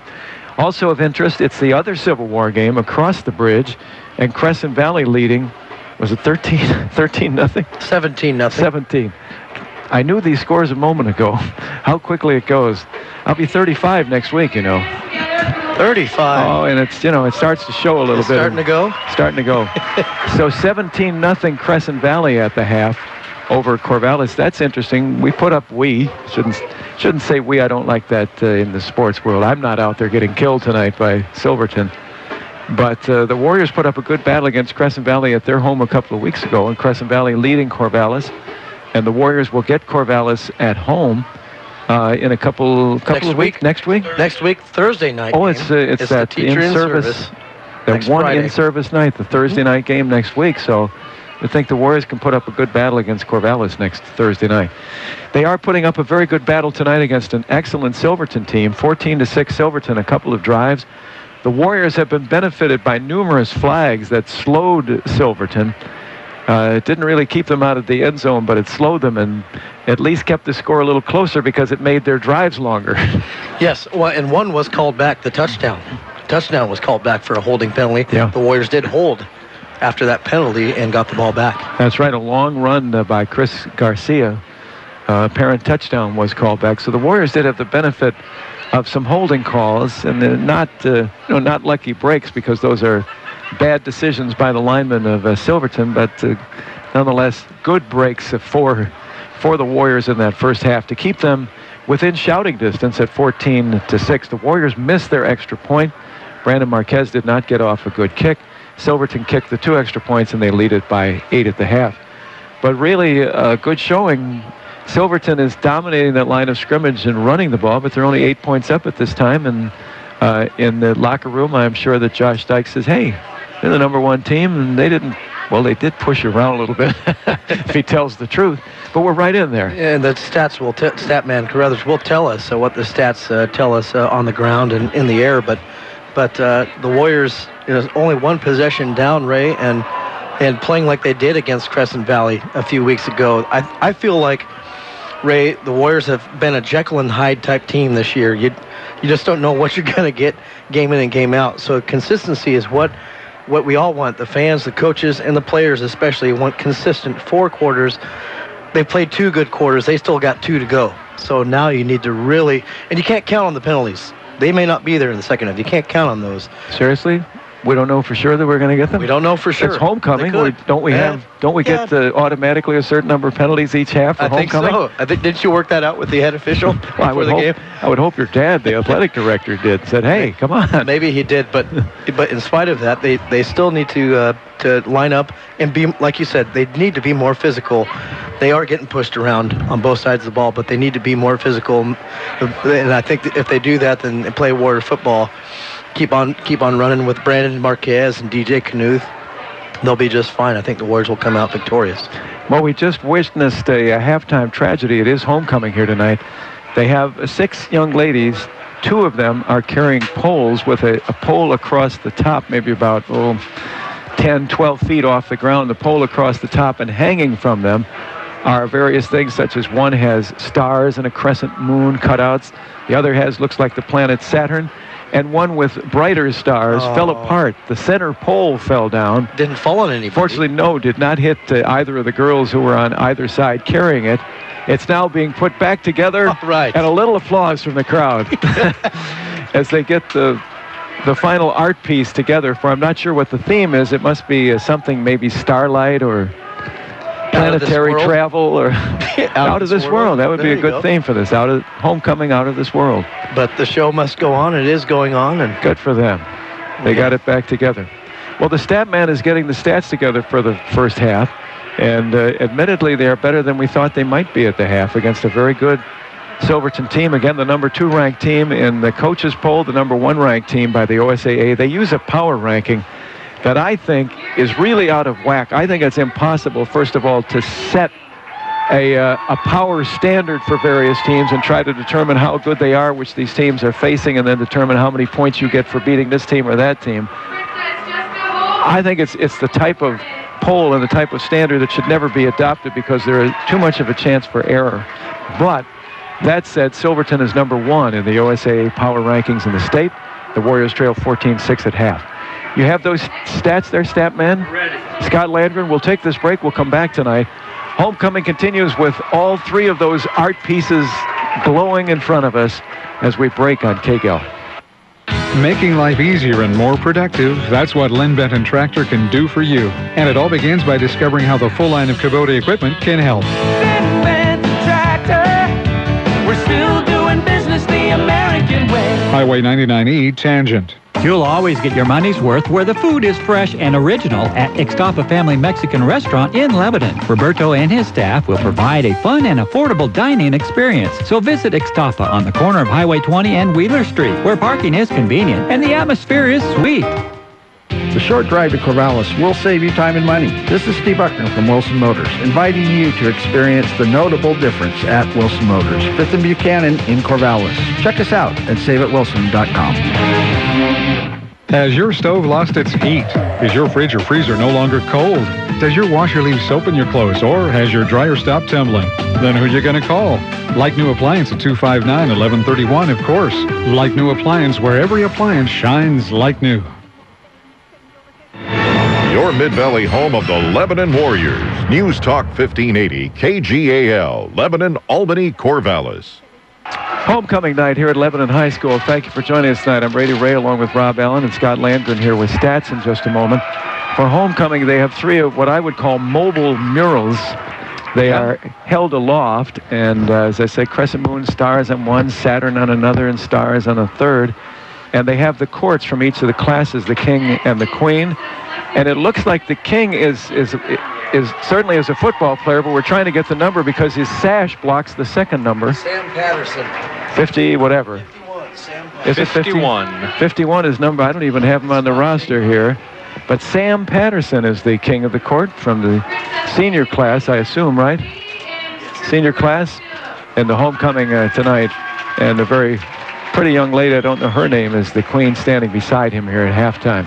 14-6, though, Silverton, not a bad half for the Warriors scoring-wise, but I would think the stats are really going to favor Silverton. Yeah, they definitely are in the favor, but we talked about, off the air before the game started that the Warriors would need almost a perfect game, and so far it hasn't been perfect, but they've done enough to keep themselves in the game. Quickly, I want to, get couple of these stats here from the West game. They added another touchdown. It's 49-6 now. Oh, my. Jake Lacoste with 281 yards and 6 touchdowns in the first half. He will probably rest. Congratulations to him. But once again, I hate to see a game where it's a community game like that with one side really being outgunned. Right. Crescent Valley added another touchdown. They're up 24-0 over Corvallis. What's going on in Corvallis this year?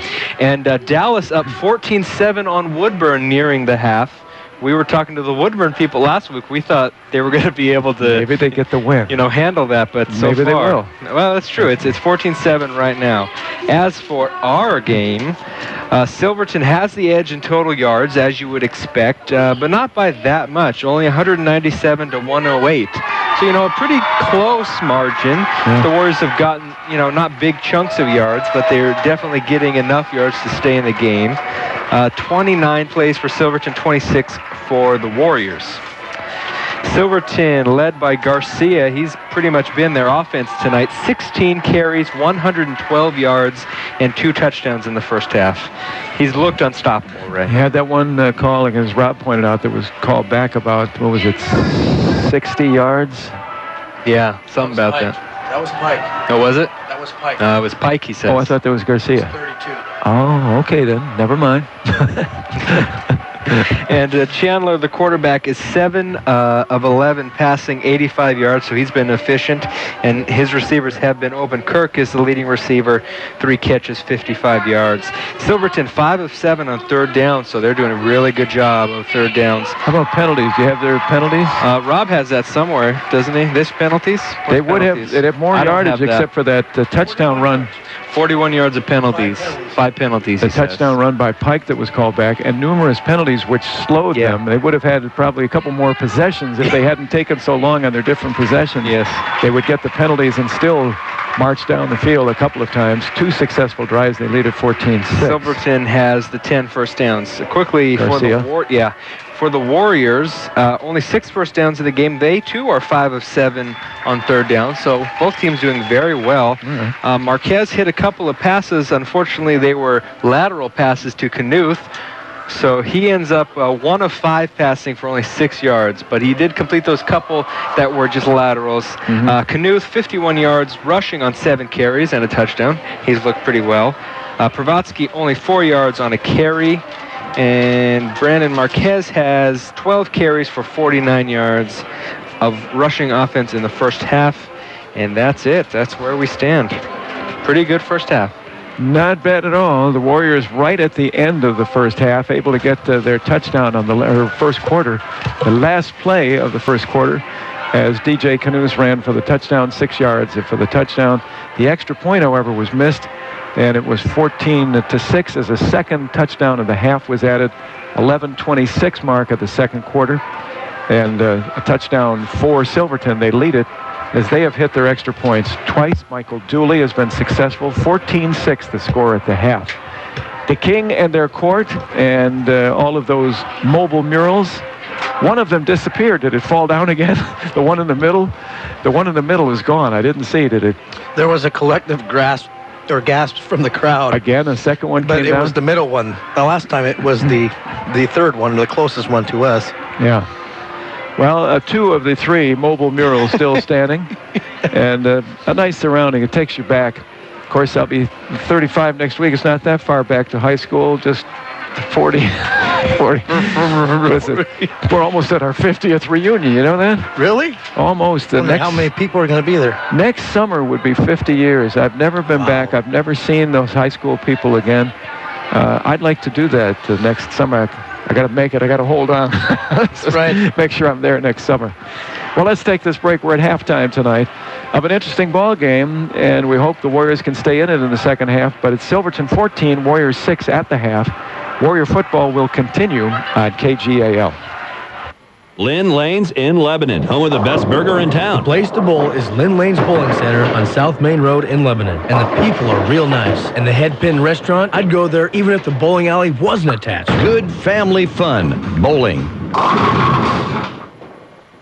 Albany Burgerville is celebrating 50 years of serving customers fresh, great-tasting food with a mission to serve with love. Pick up a Burgerville card now and earn rewards cash for every dollar spent. See store for details. Stop by Burgerville after the game. Order a famous Tillamook cheeseburger. Open 7 a.m. to midnight Fridays. Porcupines are cute, but they can ruin your tires if you run over their tail. Luckily at Les Schwab, along with great prices, every one of our car or pickup tires comes with the kind of protection most other places don't give you, like free flat repairs and more. Les Schwab, doing the right thing since 1952. Hi, I'm Dave Wood, President and CEO of Willamette Community Bank. We are proud to support our local high school sports, music, and scholastic programs. Be part of the team and get behind our schools and our future leaders. Willamette Community Bank, service like no other, we promise. Member FDIC, equal housing lender. KGAL. I was looking this on the pad that I have in front of me, the paper, and I'd said something, a short run by Canoes, but I turned the pages here to look at some of our sponsors, and I was not looking at tonight's page, which is, I thought there was a longer run. It was a 30-yard run by DJ Canoes, just as time expired in that first quarter. That was a 30-yard run for the touchdown. Extra point was no good, 7-6 at that point. 14-6 at the half. They were left with just one of the mobile murals standing right at the end, as there was 3 of them, and the one to the left, you could see the girls on each side. There were 2 poles, and then the long pole across at the top, which sagged a little bit, and you could see the girls on the left looking up rather precariously at that pole, and eventually it did come down. But everybody's safe. The poles have been taken off the field, and the homecoming festivities have ended here at halftime. Do they have the annual dance tonight? Yes, they do. Oh, that was always nice. Ah, those memories, long time ago. Not that long for you, though. No, 15 years ago. Lebanon High School? 15, Eastland Christian Academy. Oh, Eastland. Ooh, Yes. Well, excuse me, he says. Eastland Christian Academy. That's right. Pardon me. The Academy. ELCA, eh? The Eagles. Home of the Eagles. Yeah. Defending state champions in 2A basketball. Oh, really? Last year, yes. Yeah? How'd they do when you were there? They didn't win the state championship. But I cheered on my classmates, and we made the playoffs. The Warriors are out here stretching. Silverton has not returned to the field yet. We remarked before the game they came out. When they come out from the locker room across the way in the school, they enter at the 20-yard line. They came down to the far side of the field when they came on, so they ran from the 20 down to the other end zone, 80 yards. Looks like they're running right now, Ray. I can see their coming out. Their dark helmets and their helmets bobbing up and down. They're walking a little bit, though, aren't they? They're jogging. Yeah, they're coming up pace. Right. Yeah, they are. They're jogging. But when they got on the field, they did a sprint, 80 yards. Every one of them sprinted those 80 yards to the end zone. It was impressive, and we said immediately they look like they're in condition, and they look somewhat.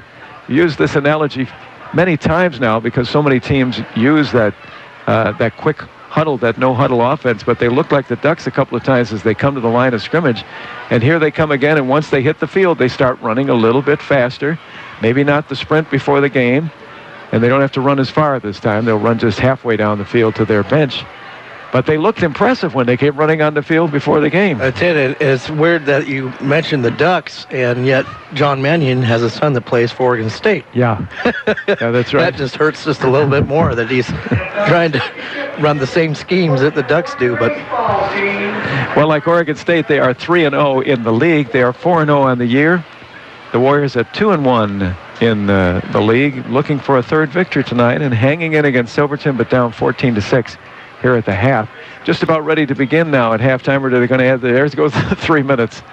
It was a long half because of the homecoming festivities, but we always talk about, and there they go running. What is that? Slow down, guys. They just don't want to stop. Whole team jogging on the far side. The Warriors just stretching, and they're over there running. They always add that extra 3 minutes, and we always wonder, why don't they just put the 3 minutes on the clock to start with? They run down to 0, then they add 3 minutes. It should be, if you can't get back by the time that the initial, 15? 15 minutes. It was 20 because of the homecoming tonight. When that is expired, that should be it. Either you're ready to go or you're not. Well, and I remember last year, Ray, the second week of the season, I was gone to my normal golf trip for the year. I went and saw a Redmond football game, and the Redmond Panthers did not come out in that 15 minutes. And you see the ref throw a flag. They got flagged 15 yards. 15 yards. So it's an official 15-minute time, and if you do not make it out, it's 15 yards for that 15.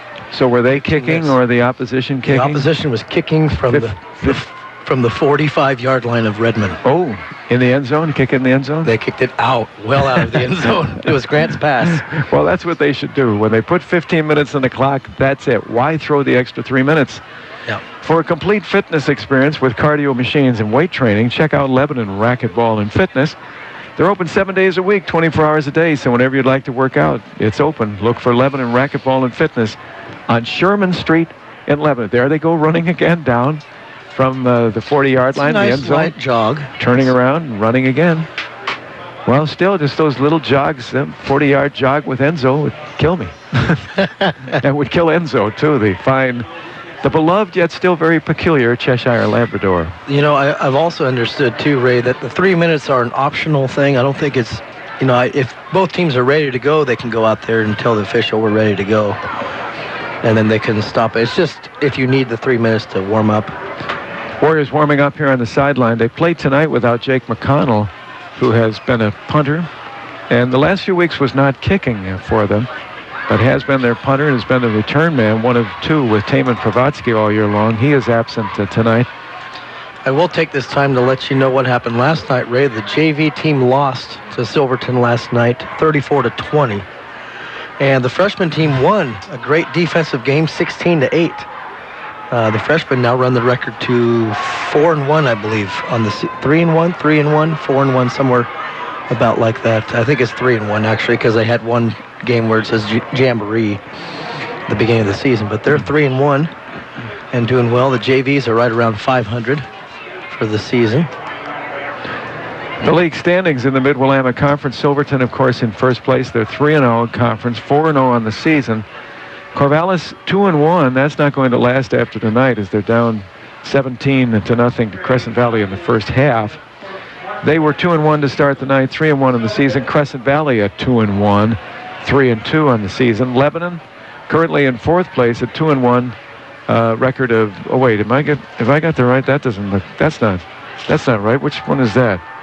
That's where is that? What am I reading from? You got anything you want to talk about? High school standings, Mid-Willamette Conference. What the heck? What sport is that? Well, I do know, Ray, that if the Warriors are to pull off this victory tonight, that there would be a bunch of teams with one loss in the league and a big tie for first place. College schedule looks like football, but that's the kick. That's obviously not football, so forget it. Here we go for the second half. Silverton in first place, which was why I thought that was the correct standing, because Silverton is 3-0 on the season, conference, and 4-0 on the year. All right, 43-yard line is where the ball is returned as Silverton takes the second half kickoff. Warriors need a defensive stand here to pick up a little momentum, a little confidence to start the second half down by 8 points at 14-6. Silverton breaks their huddle. Their coach, John Mannion, father of Sean, who leads the Beavers against Washington State tomorrow. Beavers 3-0. That's one of those games to look out for. Now everybody says, they're going to win tomorrow. First time we've had that kind of feeling. Here's a pitch to start the half. Maybe Chris Garcia on the far side. We'll see who it is, but he doesn't pick up much. It is Garcia. And did not, I don't think he got back to the line of scrimmage. He loses a yard. Short loss. So about a yard, second and 11 coming up for Silverton. Key series for both teams, obviously more so for the Warriors, Ray, to get a 3-and-out here. From the near hash mark, bless you, Cole Chandler, quarterback. Send Tubal in motion. Instead, he hands off. Garcia straight up the middle and picks up some yardage this time across the 45 to the 40. Looks like he's out to about the 40, well, they'll say the 46.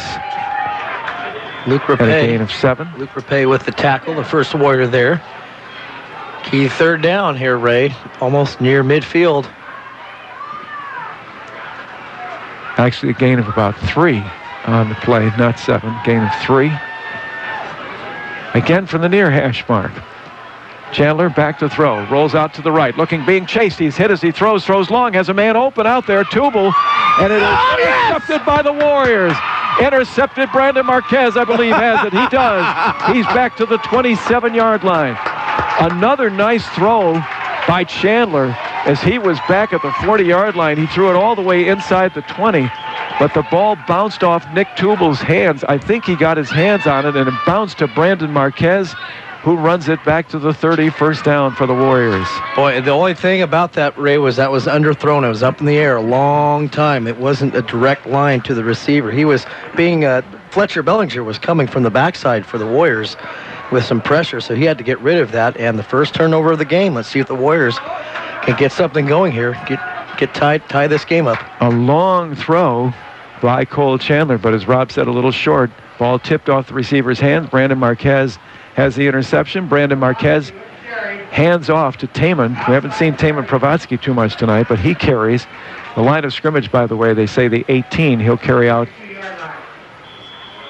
past the 28-yard line. He'll carry past the 30 to the 32.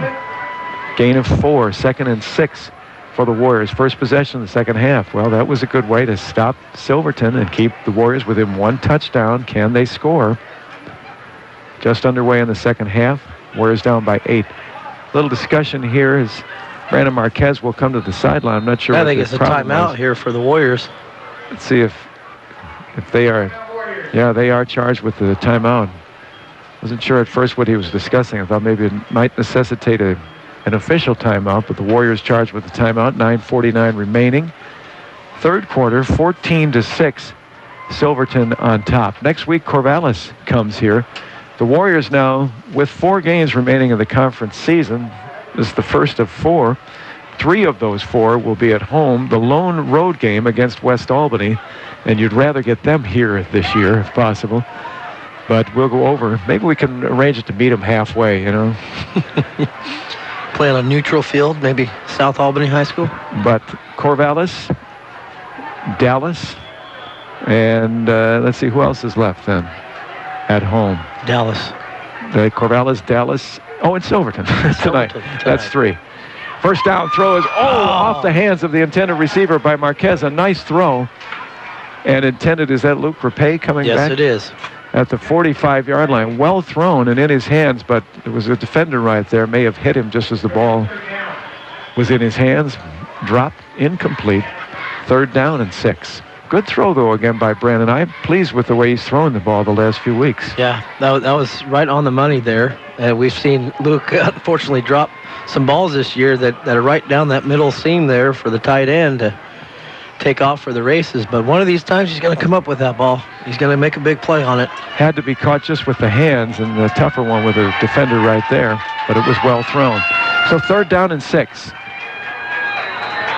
And the whistle blows. Too much time. Yeah. And the Warriors will find a 3rd down and 11 coming up as they'll be penalized back to the 27. 3rd down and 11. The flag has been the friend of the Warriors frequently tonight when Silverton has been on offense, but that one hurts their chances here. 9:45 remaining in the 3rd quarter. And, you know, I'm not sure, Ray. There may be some problems with the play getting into Brandon. I'm wondering if that timeout just a minute ago was for that, because he just went to Jeff Stolzig to get the play, so they have to actually tell him. You worry about the possible need to throw here and maybe be a little careless as Marquez goes back and looks downfield. Instead, he will try to run. He is chased. He's got some room. 30, 35. Can he get the first down? I think he did. He looks like he's out to the 40, and that would be a first down. Yes. It is a first down for the Warriors. It turned out to be a blessing that he was rushed out of the pocket. It took a little bit of time, and that got separation from the defense, which was down the field covering the Warrior receivers. And there was a good deal of room between Brandon and the first tackler that he would find, and gets the first down. That was such good defense by the Foxes that the only problem was they didn't have anybody to atone for Brandon Marquez, and he just makes a play out of nothing. Here's Brandon, handoff to the deep back. It's DJ Canoes tries to spin away from the first defender, but knocks him down right at the line of scrimmage. No gain on the play. Maybe they'll give him a little bit as his forward progress carried him just ahead of the line of scrimmage, but 2nd down coming up, 2nd and 9. Good run by Brandon. It turned out to be his fortune that he was rushed out of the pocket. Had a little time to stand there trying to get that throw off. Couldn't find anybody to throw to. But by the time he ran, he had a good opening down the sideline. Before he met a defender, he had the first down. 2nd and 9. Brandon Marquez goes back to throw instead. Runs straight ahead and picks up a couple of yards. Think he really intended to throw that ball? No, I think it was just maybe to stop the lineman for a little bit and then burst forward. He looked very quickly to see if the receiver was open, but he saw nothing and tried to get what he could. Now it's about 3rd and 5 coming up. Gains the 45. He's done a nice job tonight. He's been under pressure. That line of Silverton has done a good job of pushing that line of the Warriors back. Back to throw is Marquez. Again throws a lateral to DJ Canoes. Left side. He tries to get away and cannot escape, and he's going to be thrown for a loss. 3rd time tonight they've tried that play. The first one resulted in that 30-yard touchdown run by DJ just before the end of the first quarter. The clock had expired when he scored. This time he is thrown for a loss back to the 43-yard line. And a 4th and 7 and punt situation here, of course, for the Warriors. Is that Taman Probatsky tonight? It's Tim Farrell. Tim Farrell. Back to punt. At his 20. A little high snap, but he gets the kick away. There will be a flag, and that, I wondered, one of the defenders of Silverton ran into him. First down. Well, maybe not automatic. But first down. They indicate a first down. I think that's one of those calls that Did they indicate? It looked like he pointed for the first down. Now they'll discuss it. They'll discuss it here. That's one of the calls I don't like, because Tim Farrell stepped forward after the kick, and there was a good rush. Yes, the defender hit him, but it did not interfere with the kick. It shouldn't be roughing the kicker. It should be running into. And that would be short of the first down. That's what it is. It's still 4th down. So they did. The official pointed. The only reason I would consider he would point down the field was that he thought it was a first down. But it was not roughing the kicker, and I agree with the call. It was simply running into the kicker. Yes, and then there's the personal foul type where you actually run through a kicker and knock him down. That's usually a personal foul, automatic first down. In fact, I really believe those are no-call situations. There really was no intent on the part of the kicker. Farrell stepped forward. This is true, but he is in a dangerous position, as all players are at any time. But the kick was already away. He stepped forward. The defender ran into him, but it will not be a first down, so it'll still be a punt situation. But this time, Tim Farrell will stand at his own 35. Good snap this time, and really he gets away a good kick here. High kick, very good kick. Drives the receiver back to the 15-yard line. Warriors do a quick job of getting down the field. Will stop that poor kick returner at about the 25-yard line. And let's see who that is. I buried That's my number 3 roster. Craig Hodges, junior for Silverton.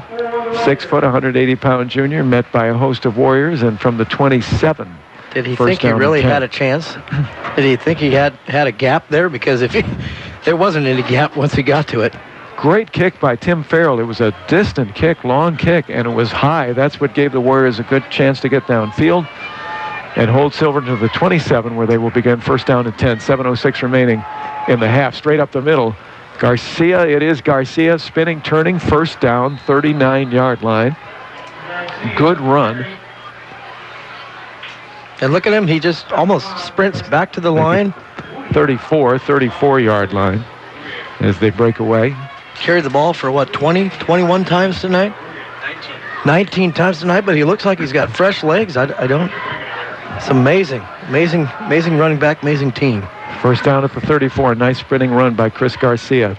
Tubal in motion. They'll hand off to Garcia again. He's got a little room on the right side. Gets some good blocking. Has a good burst from the line of scrimmage. This time he will be out to the 39. Hits Prophecy at the 39-yard line. And a pickup of 5, 2nd and 5 for Silverton. Their scoring drives in the first half took up a lot of time. So while they seemed to dominate the game, only 14 points on the board, and it's still very close at 14-6. But once again, with the ball on the ground here, the clock starts to move. 6:11, 6:10 left in the third quarter. Man in motion.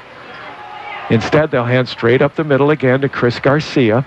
And Garcia spins his way. A flag comes down afterward, and that may be against the Warriors. That may be a personal foul, maybe a face mask. Anything against the Warriors, but personal foul, a hit in the helmet.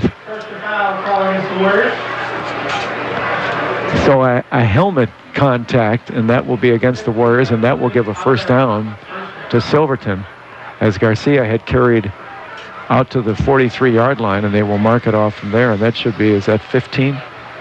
And he continues on, yes. Yeah. Wow, how many now yards? their penalty yards. How many yards? They're down to the 42-yard line. Well, he did gain some yardage, Ray, so they tacked it on at the end of the run. It looked like it was back at the 42 to start, but that must simply be a 15-yard penalty. Marks it off from a different spot from where he initially was standing. Here's the handoff to Garcia. Right side. He's got some room. Look out. 30. No, it's not Garcia down the sidelines. It's Pike, and he will have the touchdown as he eludes several Warriors with a good stiff arm, knocking defenders to the ground as he runs down the sidelines for the touchdown. 42 yards. Pike, the second time tonight. Garcia, the main threat out there, but a couple of times they've handed to Pike. One was called back. This time, the 42-yard touchdown is successful. No flags on the field. What's the deal with that? I thought we had an agreement with the officials. It has been broken. The snap is down, and Michael Dooley kicks it through. He has 3 successful points after 21 to 6, 5:45 remaining. 42-yard run by Ken Pike. 5:45 to go, third quarter. We'll be back on KGAL.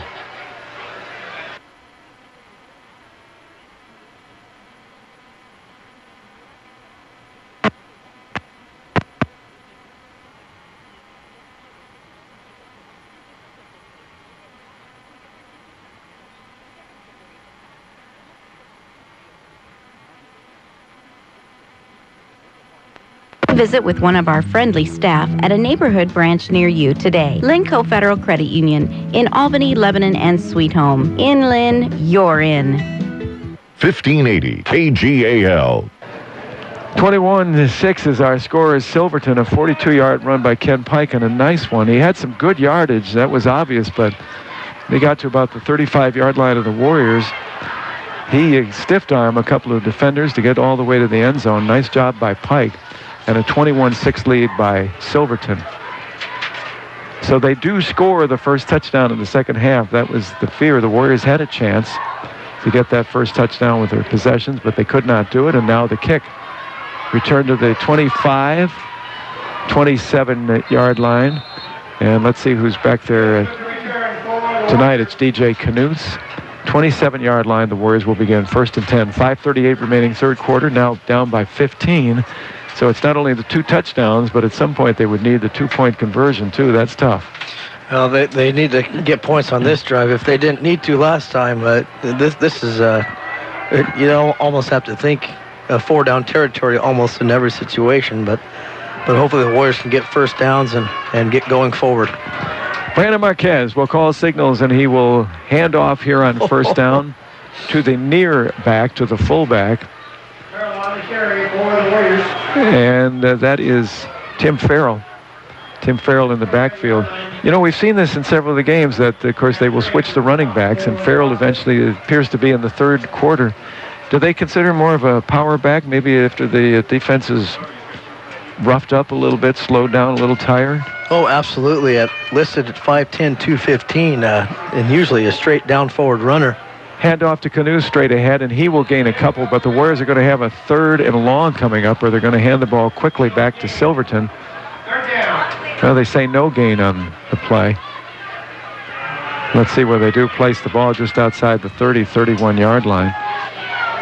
This is just a really solid defense, Ray. There's just quick. Everyone is quick to the ball carrier. 3rd and 7. 4:37 to go in the third quarter. The Warriors need not only to hang on the ball, but move it for some points here if they can. First thing is to get that first down. Brandon Marquez goes back to throw. Throws over the middle, and it's tipped by Silverton. Incomplete. And it was intended for C.J. Hargis. That is number 6. 18? Mm-hmm. 18 coming off the field. Backup quarterback C.J. Hargis, first pass thrown his way tonight, but it was tipped before it got to him by Silverton and knocked to the ground incomplete. So 4th down and 8, and the Warriors must kick. They only kept the ball for a couple minutes, 4:25 remaining in the third quarter. As Tim Farrell stands on the 20, gets away a good kick, and it will roll past the intended kick returner, and the Warriors will bring him down. He was lucky to pick it up. That ball took a hop right in front of the intended returner. He tried to grab it, and it went behind him about 5 yards. He went back to pick it up. The Warriors were on top of him quickly. Too bad they could not get the ball. But Silverton will be pinned deeper back at their 27-yard line, 1st and 10. Some good kicks by Tim Farrell, good rolls. Dangerous play there for the young Tubal to try to pick up the ball, and the Warriors almost jumped on that. That would have been a great break.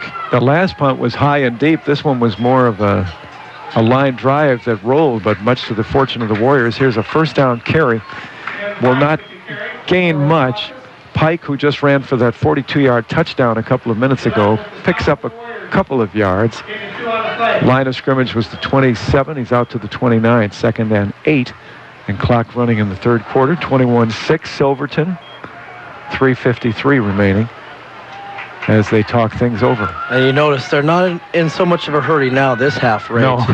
They break out of that huddle. Not with a 2-touchdown lead now, particularly if they can continue to move this ball. Here is the handoff to Garcia. Garcia running to the left. No, that's not Garcia. 29 is I forgot. Flag on the play. Court, what's his name? Court Martin? Court Martin. Court Martin with the carry. Flag against Silverton. Well, that's good, but that's late. It was supposed to be on the touchdown run. It's a bit late, but it came at the right time there because the Warrior that was being held was actually still made the play. Another hold. It looked like I think it was Tim Farrell there on the outside. 4th holding penalty tonight. 4th holding penalty on Silverton. This will push them back. That is good. They have the 2-touchdown lead. You had the fear here that maybe their momentum cannot be stopped, but maybe this penalty will hold them. 3:33 remaining in the third quarter.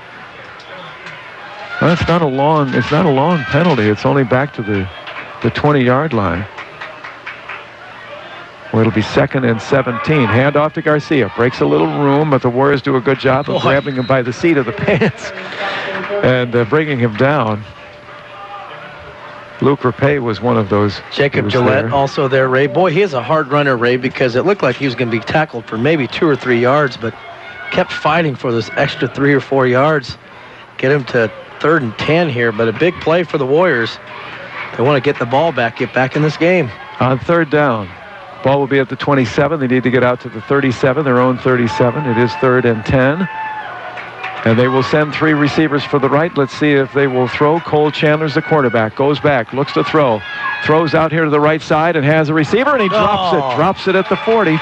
Both sides. That's Nick Tubal at the 40. Dropped the ball. He was open, wide open. Probably could have run for some good yardage after the catch. And it simply hit him in the chest. Oh, man, that was a great opportunity for Silverton to convert and get some more yardage there, but punting situation now for the Warriors, down 21-6 here in the third. That would have kept the drive alive, and he might have gained some good yardage. He was at the 40 and had some room, and he should have made that catch. Here is the punt. It is a high kick that the Warriors will let bounce. No, bounces into the hands of the intended kick returner, who caught it on one hop, fortunately, but is brought down at the 40. Taman Pravoski, 32. Risking his life out there. Boy. Wow. A little risky because the defender was coming right on him, but it took a fortuitous bounce, a good one.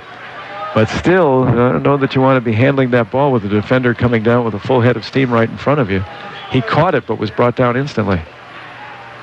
I didn't think he was going to field it. I thought he was just going to let it roll. Trying to fight for some extra field position for his team. It was a good hop, but still a dangerous ball to take with that position. Here is a handoff on 1st down, straight ahead. It's Taman again.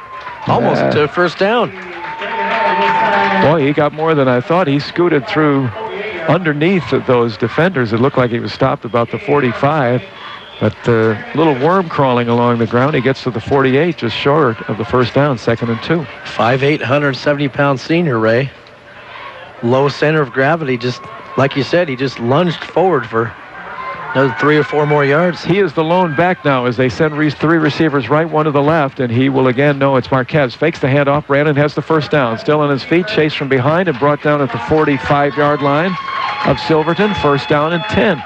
The Warriors showing some football gumption. 1:53 remaining in the third quarter, down by 15, but on the move. First and 10 from the Silverton 45. Keep moving those chains, keep getting positive yardage. It's tough against the stingy defense of the Silverton Foxes, but they are bending a little bit here. Hopefully they can break here the next play or two. 1 back, 3 receivers right, 1 left. Marquez back to throw, rolls to his right, rolling out, wants to throw. Will he throw? No, he tucks the ball down and charges straight ahead and runs right into a defender, dives ahead for some yardage. Penalty flag in the backfield. Uh-oh. Yeah, it's not a good position. It's usually holding back there, but they're asking Silverton, it's going to be against Lebanon. What do you want to do? I don't know that the Warriors haven't been called for a holding penalty yet, have they? This is the first 1-4 against Silverton so far tonight. No holding, no. That has slowed them down, and this holding penalty will be against the Warriors, their initial one of the night. It hurts their drive with 1:29 remaining in the third quarter. Well, before, that's a little late for that, but during, it's a little late for that, too. You don't want to go out. After the game tonight in Lebanon, grab a hot and ready $5 pizza at Little Caesars near the River Center, the new and only Little Caesars in town, right at the River Center. Little Caesars Pizza. Try them after the game tonight, Friday night. Good pizza night. And that's going to be a spot foul, Ray, which is going to be about 15 yards. Oh, yeah. Because it happened 5 yards behind the line of scrimmage. So it's back at the Warriors 40.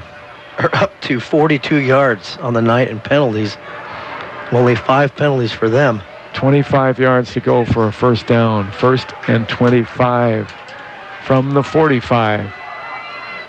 Brandon back to throw, wants to throw quickly. Instead, again, is to tuck the ball down and run forward. He's done it tonight, but this time they need a lot more than the 3 or 4 that he is able to pick up. He's done a good job of seeing that nobody is open and tucking the ball in and running. He's picked up positive yardage each time, but this time they need a bundle. Well, and that's where they want Brandon and everyone to run towards, is the middle. That's where all the players are, Ray. So Brandon needs to get to the outside if he can more. And I think the Warriors need to test that again like they did in the first half. Their success was out on the edge, more so in the middle. Second and 22. Marquez back to throw, rolling to the left. Look out, and he's brought down. Oh, my. Boy, he was being pursued, and he never saw number 13 coming in. And before he could get rid of that ball, still looking downfield for a receiver. Rogers. He's hit by the 5'11", 180-pound senior Rogers, who, like everyone we've been talking about tonight, the key there was his speed. He quickly came up from behind Brandon. Brandon had no idea that he could get there that quickly since he was rolling to the left. And Rogers came from the left and tackled him for a loss. Third down and 28. And I don't blame Brandon one bit for taking this to the end of the third quarter and taking a little breather. To run the clock down here in the third quarter is done. The only score goes to Silverton, but it builds their lead to 15 in the ball game. 3 quarters done tonight at Heath Stadium. Silverton up 21-6 over the Warriors. We'll be back. Warrior football at 1580 KGAL. Family owned and operated since 1979, Crabtree Auto stresses the small stuff when it comes to maintaining your vehicle. An oil change every 3,000 miles is a small thing now, but adds up to big rewards down the road. Crabtree Auto's ASE certified technician can help your vehicle maintain its reliability beyond 200,000 miles. Crabtree Auto on Hill Street, just south of 9th in Albany. Need tires? Hi, this is Don from Conegat Tire Factory. From lawnmowers to tractors, cars, and trucks, we have what you need. And Conegat Tire's ASE certified mechanics can help you with your brakes, shocks, struts, alignment, oil changes, and stuff you won't believe. Even propane for your barbecue and RV. Conegat Tire Factory, still at the Y in Lebanon. Mama's Fine Italian and Wine Shop, offering lunch and dinner, takeout, and catering too. Here's Bob. Come down and visit us and try some of our hand-tossed pizzas, my friends. That's right, hand-tossed. Mama's Fine Italian and Wine Shop in the heart of Lebanon on Oak, between Main and 2nd. Walmart is your local discount savings store. If you shop regularly at Walmart, you'll save hundreds, even thousands of dollars annually, because Walmart takes pride in being your local discount savings store. In addition, Walmart takes pride in being a part of the Lebanon community. KGAL. So as we start the fourth quarter,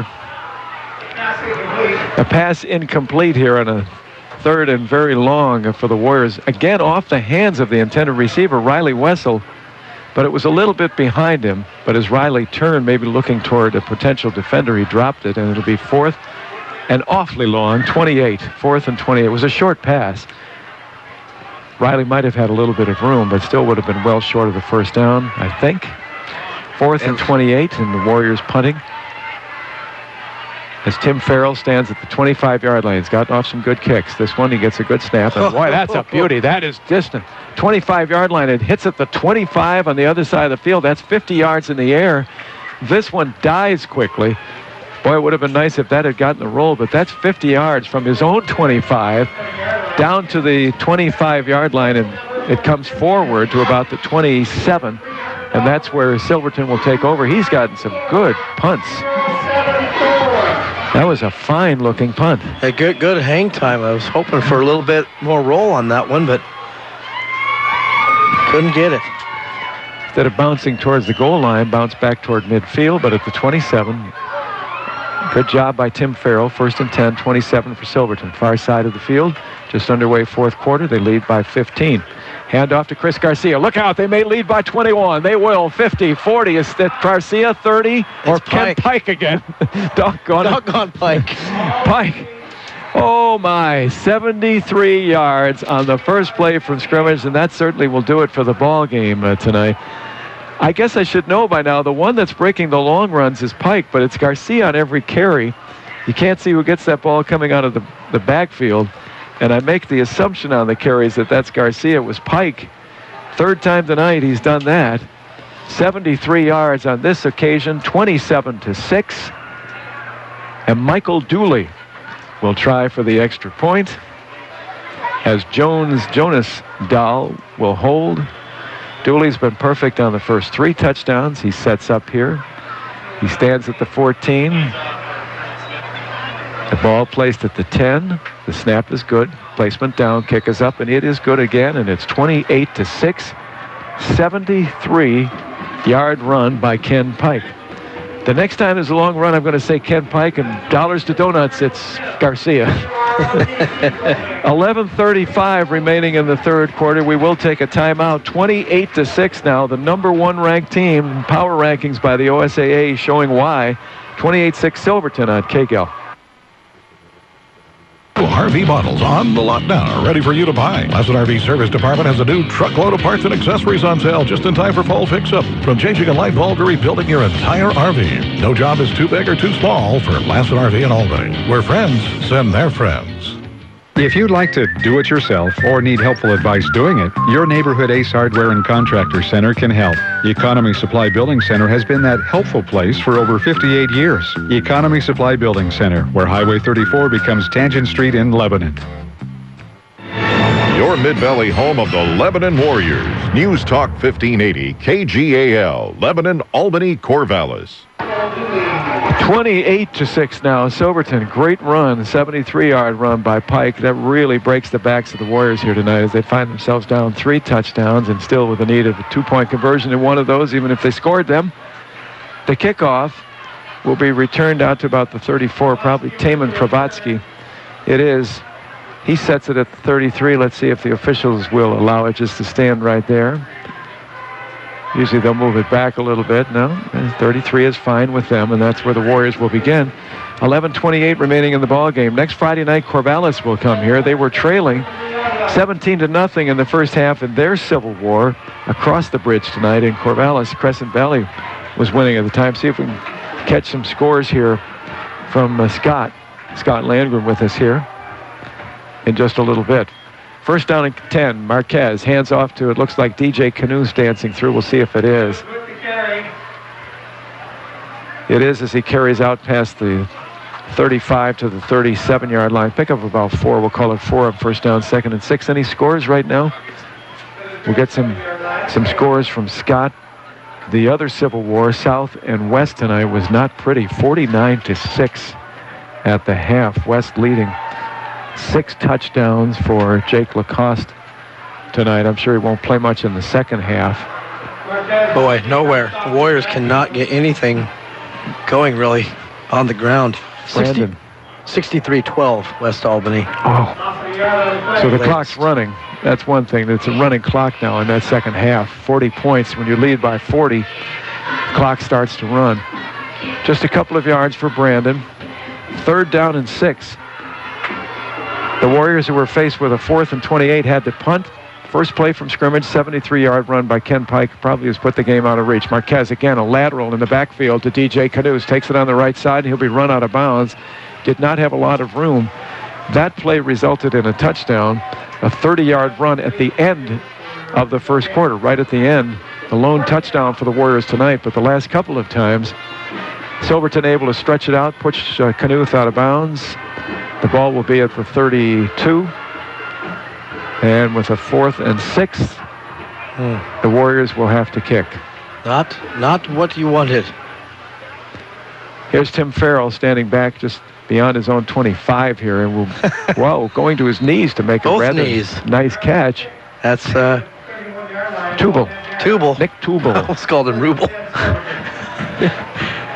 31-yard line is where he kneeled to catch that ball. Nice catch as that ball was dropping quickly. He had to go to a knee and catch it. He did without fumbling. 1st and 10 from the 31. So Silverton gets it back quickly again. The Warriors less than 2 minutes in possession this time.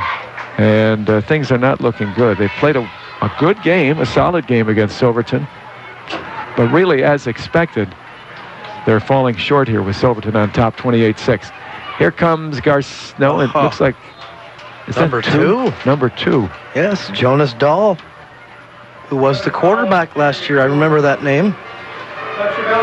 So we'll start to see some different players in the backfield as Silverton feels rather comfortable about this lead with 9:28, 9:27 clock running here before the end of the game tonight. We get some scores here from Scott. We'll fill you in just a moment.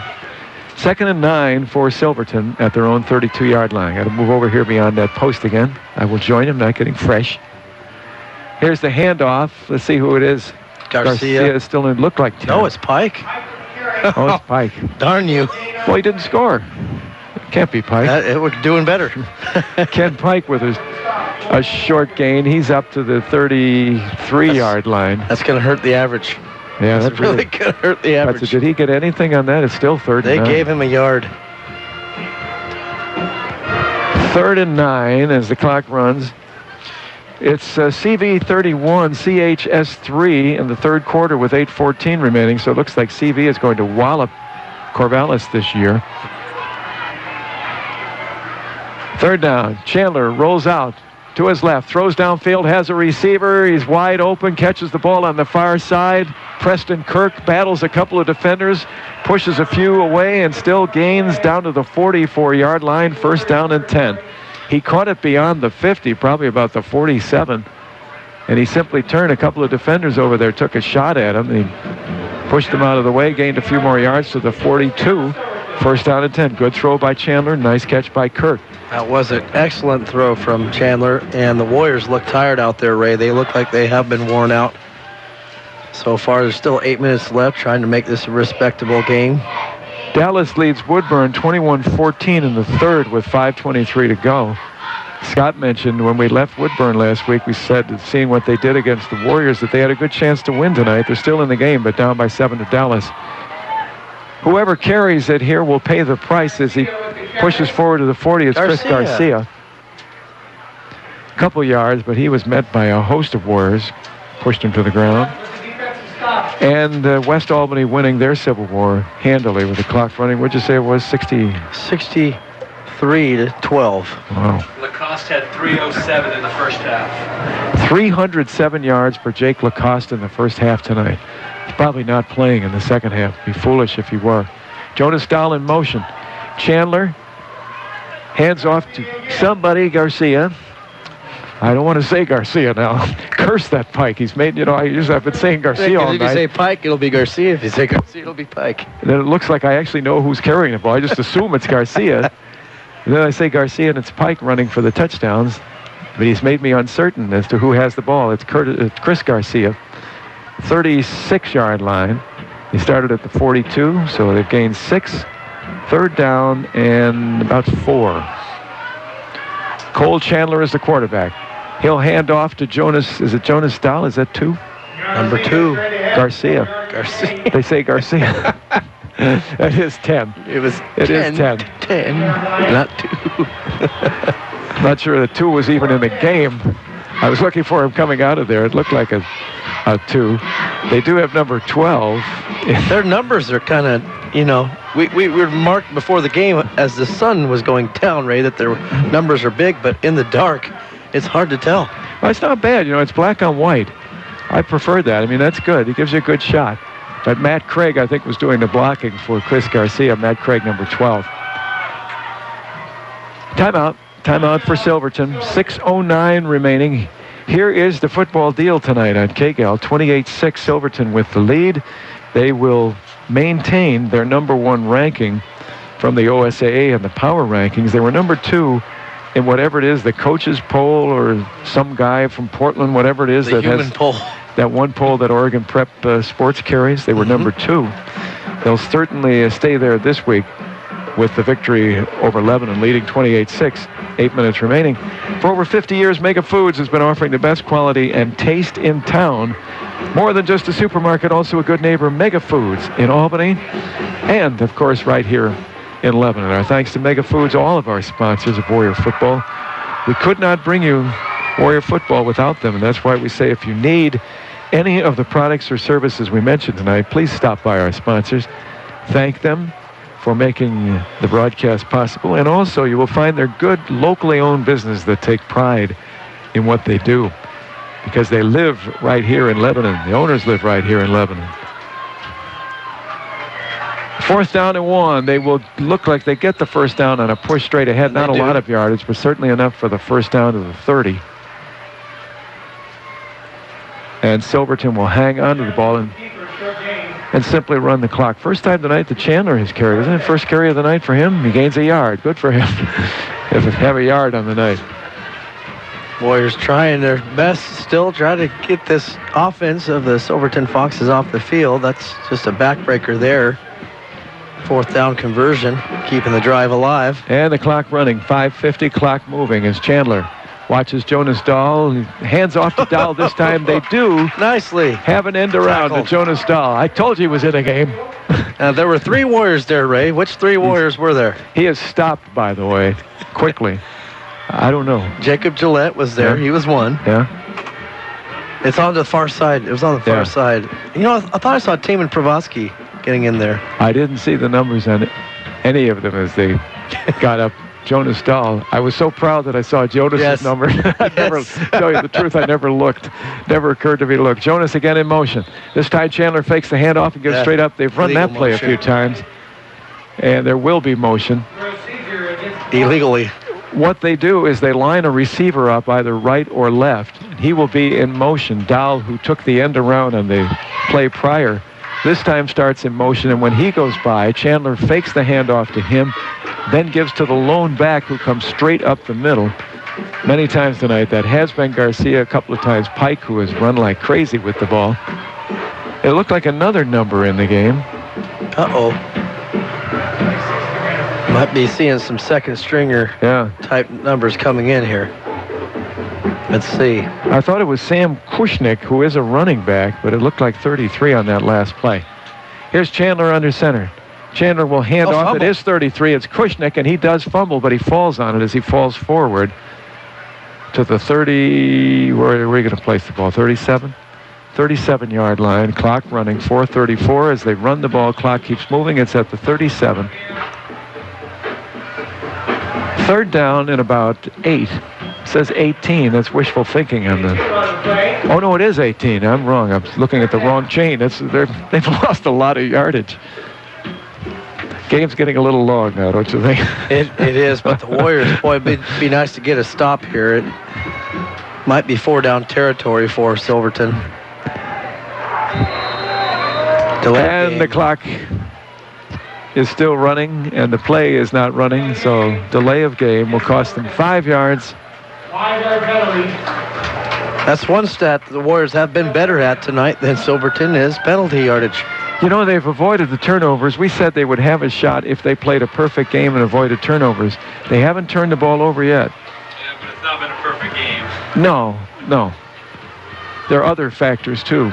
But I was thinking more of the sense in the turnovers, that if they didn't commit the turnovers... They've done better, yes, absolutely. No turnovers tonight. And they've hung in. I mean, they were 14-6 at the half. Held that for a while in the third quarter. 2 second-half touchdowns have really put the game out of reach. At 28-6, 3:40 remaining. Cole Chandler is still the quarterback, and we call timeout. I just got a text from one Becky Thompson who says Tim Farrell's wearing pink cleats tonight in honor of his mother who has breast cancer. That's nice. Heartwarming. Yeah. And wish her the best of luck to turn that around. Absolutely. You hate to hear that word. Wish you well. 3:38 to go with the timeout as the clock stops. Next week, Corvallis comes in here. Mentioned trying to figure out who the 4 teams were that was left. I wasn't thinking of the team they're playing tonight. Earlier, Silverton. Yes. The 3 teams remaining are Corvallis and Dallas, who will visit here. And just before we play Dallas in the final game of the season, it will be over at West, where Jake Lacoste has run for, 10 or more yards tonight, wasn't it, so far? Yeah, with his one hand. 300 and what? 307 in the first half. Oh, 7. He is well on his way to 2,000, maybe close to 2,500. Who knows? We mentioned another Lacoste is coming up. He's a freshman right now. Shouldn't be allowed. Should have to spread the wealth. Send a Lacoste our way. They try that play right up the middle on they put a man in motion, Jonas Dahl, and then let's see who they hand off to. Kushnick, number 33, had been the running back, but it is Kushnick. Sam Kushnick, 5'11", 178 pounds, sophomore. They fake the handoff to the receiver coming around, and that's Jonas Dahl, and then they go straight up the middle. 4th and 13. Are they going to send in their punting unit, or are they going to go for this up by 22? Well, you may as well. Looks like they will go. May as well go for it. I mean, that's not rubbing it in. It's 4th and 13. That's long. They just want to keep the possession. Back to throw is Chandler. Looking. Throws over here and throws too high for his receiver, who is right by the chain. And it's like number 1. That looks like. Was that one number? No, it's 15. Oh, I thought it was 8, but there is no 8, so it wasn't 8 on the far side. It didn't look like it might have been Kirk. 1. It might have been 1. Really? Did that look like a 1 to you, Scott? Really? Preston Kirk again? Is that Preston Kirk? Boy, it's so far over there. It was a single digit. It was a single digit. We have narrowed it down to a single digit. Well, I was going to go for 8, but there is no 8 on the roster, so this narrows my chances. Statman Carruthers on top of it. It didn't look, I swear it didn't look like 1. Warrior first down. Marquez running for his life. Reverses his field. He was running to his left, now running to his right. Fakes a throw, now runs and gets back to the line of scrimmage, I think, as he hits the chain on the far side, which is right at the line of scrimmage, to the 34-yard line. That was a long run, his longest run of the night. He ran to the left, reversed his field, running for his life, by the way. Longest run for... Are they going to give him a short gain? Looks like maybe a yard. All right, a gain on the play. He knocked the chain down, but he fell forward, so he gets a yard, stretching it out. He ran about 2/3 of the way across the field to the left and all the way back to the sideline on the right, picked up a yard, but ran a lot of time off the clock. 2nd and 9. As out of the shotgun, he wanted to throw. He can't. He keeps. He runs. He's got the first down, 45, midfield. Went out of bounds right at midfield and picks up the first down this time and stops the clock. Great coverage by Silverton. Not a single Warrior available. 1st and 10. To receive a pass from Brandon Marquez, so. Moving the chains, though, up to the Warrior 48. Be nice to see Lebanon get one more score, though, Ray. Just to get some momentum going into next week's short week against Corvallis. Corvallis has been thumped a couple of times. They were thumped by Silverton a few weeks ago, being beaten by Crescent Valley pretty well tonight. Here is, I think that is this time a forward pass to Alan Ma. Alan Ma, number 13, who runs out of bounds at about the 40 of Silverton. I will count that one as a pass. So how many passes is that tonight? Completed 2, attempted 8. 2 out of 8.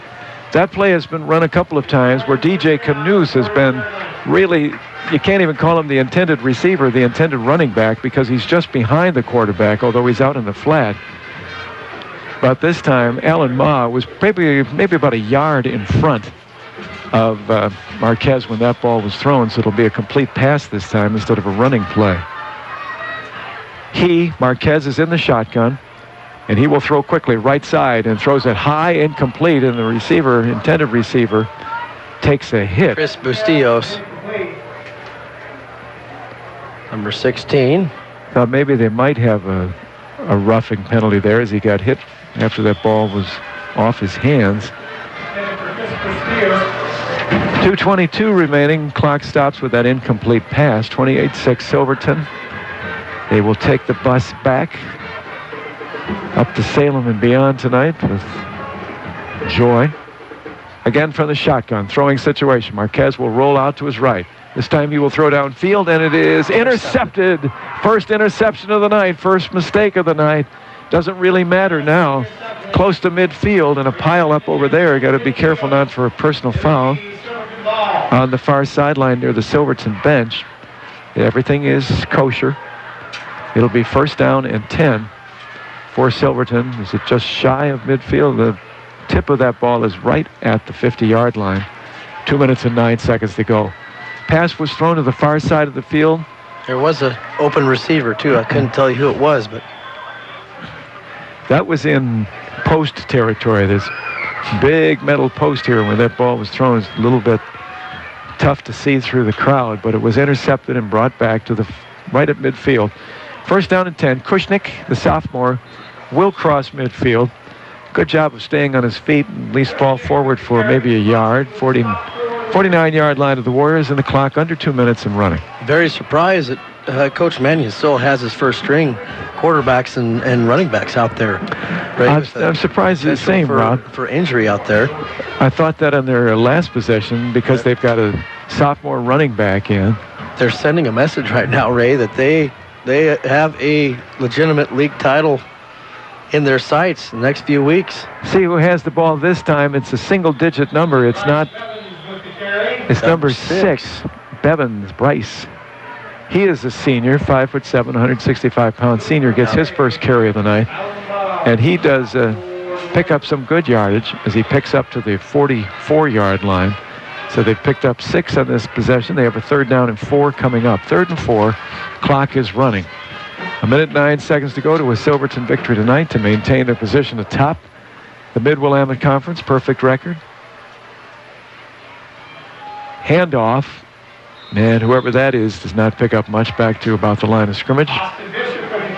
Austin Bishop. Number 46. Numerous running backs obviously coming in now and getting a chance to play here in the final moment. 43 seconds, the clock running.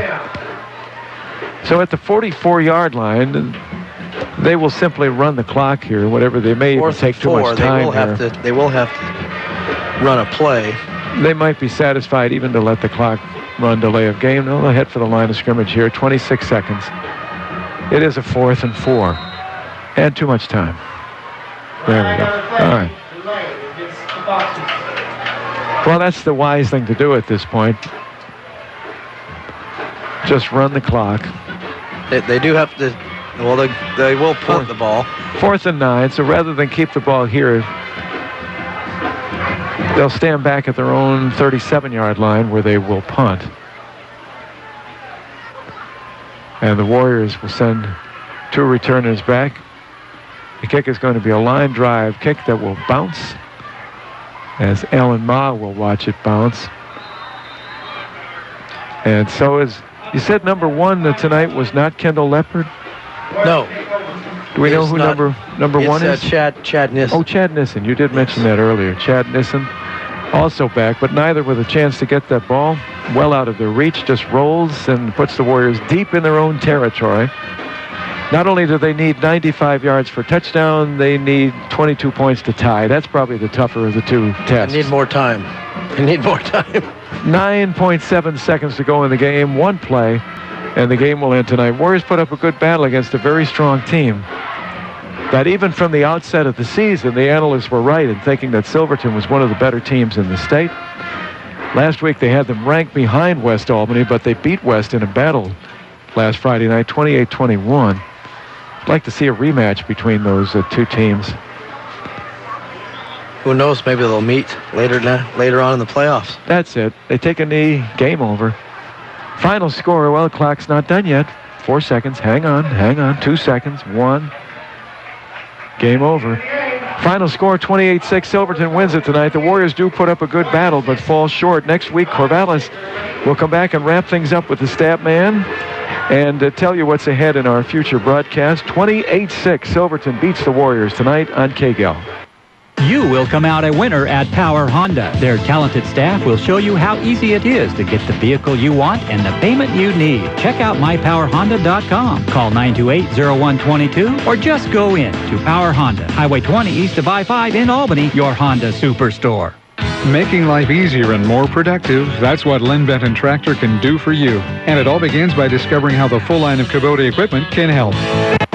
Tractor, we're still doing business the American way. Highway 99E, Tangent. You'll always get your money's worth where the food is fresh and original at Ixtapa Family Mexican Restaurant in Lebanon. Roberto and his staff will provide a fun and affordable dining experience. So visit Highway 20 and Wheeler Street, where parking is convenient and the atmosphere is sweet. The short drive to Corvallis will save you time and money. This is Steve Buckner from Wilson Motors, inviting you to experience the notable difference at Wilson Motors. Corvallis. Check us out at saveatwilson.com. 1580 KGAL. Happy anniversary! Well, Great. Hold Happy on. late anniversary! Rob, we're back. We are back. Whose anniversary? That was my good friend and co-worker. He wanted me to mention a few weeks ago that they had an anniversary, him and his wife. Oh, who is it? Wes Elder from Lowe's that I work with. He's a proud Warrior supporter. Happy anniversary to Wes Elder and his wife. The anniversary not tonight, though. No, it was. Oh, they're not celebrating at a 2 weeks football ago. game? It was over 2 weeks ago. Well, it's even better. How many years were they married, you know? They've been married for 15. 15 years 15 and 2 years. weeks. Every week counts. So happy anniversary to the Elders. That's right. 28-6. Warriors fall short tonight against Silverton, the number one team in our league, the Mid-Willamette Conference, still with a perfect record as they win again this evening. They really, you would think now they're going to go undefeated in league. I know they have Woodburn left. They have Dallas left. Crescent Valley. They still have to face Crescent Valley. That could be for the league title, Ray, if Crescent Valley can find a way. That's going to be a physical game. I'd love to go see that game wherever it's being played. But other than that, yeah, they have a great shot being undefeated going into the playoffs. They are 4-0 in the league right now, 5-0 on the season. Warriors' league record evens up at 2-2. It looks like maybe they could get back over 500 last night or tomorrow. How about Friday night? Next Friday night. Last night, tomorrow night. I'll take 1 and 3. Yeah, and Thursday night. Thursday night's the I'll game. take the third. Oh, Thursday. Yes, I'll take 1 and 4. 1 and 4. If I say Thursday night, is that it? Yes, Thursday night. Next Thursday night at 7 o'clock against Corvallis will be here. It's the one night in the year in which there is not a Friday night game. It's Thursday night. There's an in-service day and no school on Friday. In-service day for the teachers. So they play on next Thursday evening, October the 11th, at 7 o'clock against Corvallis here at Lebanon High School. Corvallis being smacked by Crescent Valley tonight, and the Warriors played a very good game against Crescent Valley. They're falling short by, a touchdown against Crescent Valley. But they played well, except they made mistakes. They made too many mistakes. Tonight, they only made one mistake, and that was late, and that was forced because the Warriors were forced to throw, and Brandon Marquez threw an interception. But it really didn't do any damage. Silverton did not score off it, and they already led 28-6. They played the errorless game that we hoped they could, and they hung around for a while at 14-6 at the half. But Silverton, with 2 second-half touchdowns, they win it 28-6. And they really did dominate the line of scrimmage tonight. The stat man checking scores and such here and stepping up to the fine KGAL microphone. Oh, Rob Allen makes me sad. He's wearing his Braves shirt. He expected a Braves New World this afternoon, and they lost to St. Louis. St. Louis was a wild card team a year ago, won the World Series. St. Louis was the second wild card team this year, which really irritates me. Yeah, I don't like it. No, and I'm not a big Brave fan, Rob, but if it were Boston, I would really be irritated. Boston played better over 162 games, far better. They had the best, your team, the Braves. The Braves played better. They had the best. So hands the microphone back to Rob. They had the best defense in the National League. Their pitcher, Chris Medlin, had not been defeated in 23 starts for the Braves. The last 23 starts, that's an all-time Major League record. And today they make 3 errors, including one by Chipper Jones in his final game. It couldn't be sadder. The officials, the umpires, missed a big call on what should have been a fly ball that dropped in for a base hit, loading the bases for the Braves in the 8th inning with 1 out. They called the infield fly rule. That means automatic out, and the runners can go at their own will. But the ball dropped in, but the batter was out. Should have easily been called a fly ball. Instead, there were 2 outs, runners at first and second instead of bases loaded and 1 out. You're making me cry, man. it was a great season, and for it to come down to 1 game. I hope that the Major League Baseball will learn that it should be a 3-game series if it's going to come down to 2 teams to get in for that extra spot. It shouldn't come down to 1 game after 162 games. No, and then the next batter was walked. It should have been bases loaded. That should have been a run, 6-4, bases loaded, 1 out. But they didn't get any runs. We still need to find out how the Rangers did. I'd feel worse if I was a Rangers fan and if they lost. Yeah, Rangers in Baltimore. All right, Scott Landgren. That's that, man. He knows. He knows it all. Imagine the Rangers leading for whatever it was 100 and some days in the American League West, and then losing the 3-game series to Oakland. Losing the league title and playing a 1-game playoff now that resulted in... I will tell you this, the New York Yankees will be at division rival Baltimore. Baltimore wins 5-1 over the Rangers. Rangers are done. The New York Yankees will host Baltimore. No. Oh, no, they start on the road in this series because it's the 5-game thing. Yeah, 2-3. Oh, yeah. You know, 5. I don't like that either. No, that's another stupid thing, is that you won. And especially in this case, because Baltimore finished in second in the league, right? In the American League, the division. So they get to have the 2 home games first, which they probably, they could win. And then they have to go to Yankee Stadium for 3 after that. But then the pressure is on if you lose those first 2 games. Right.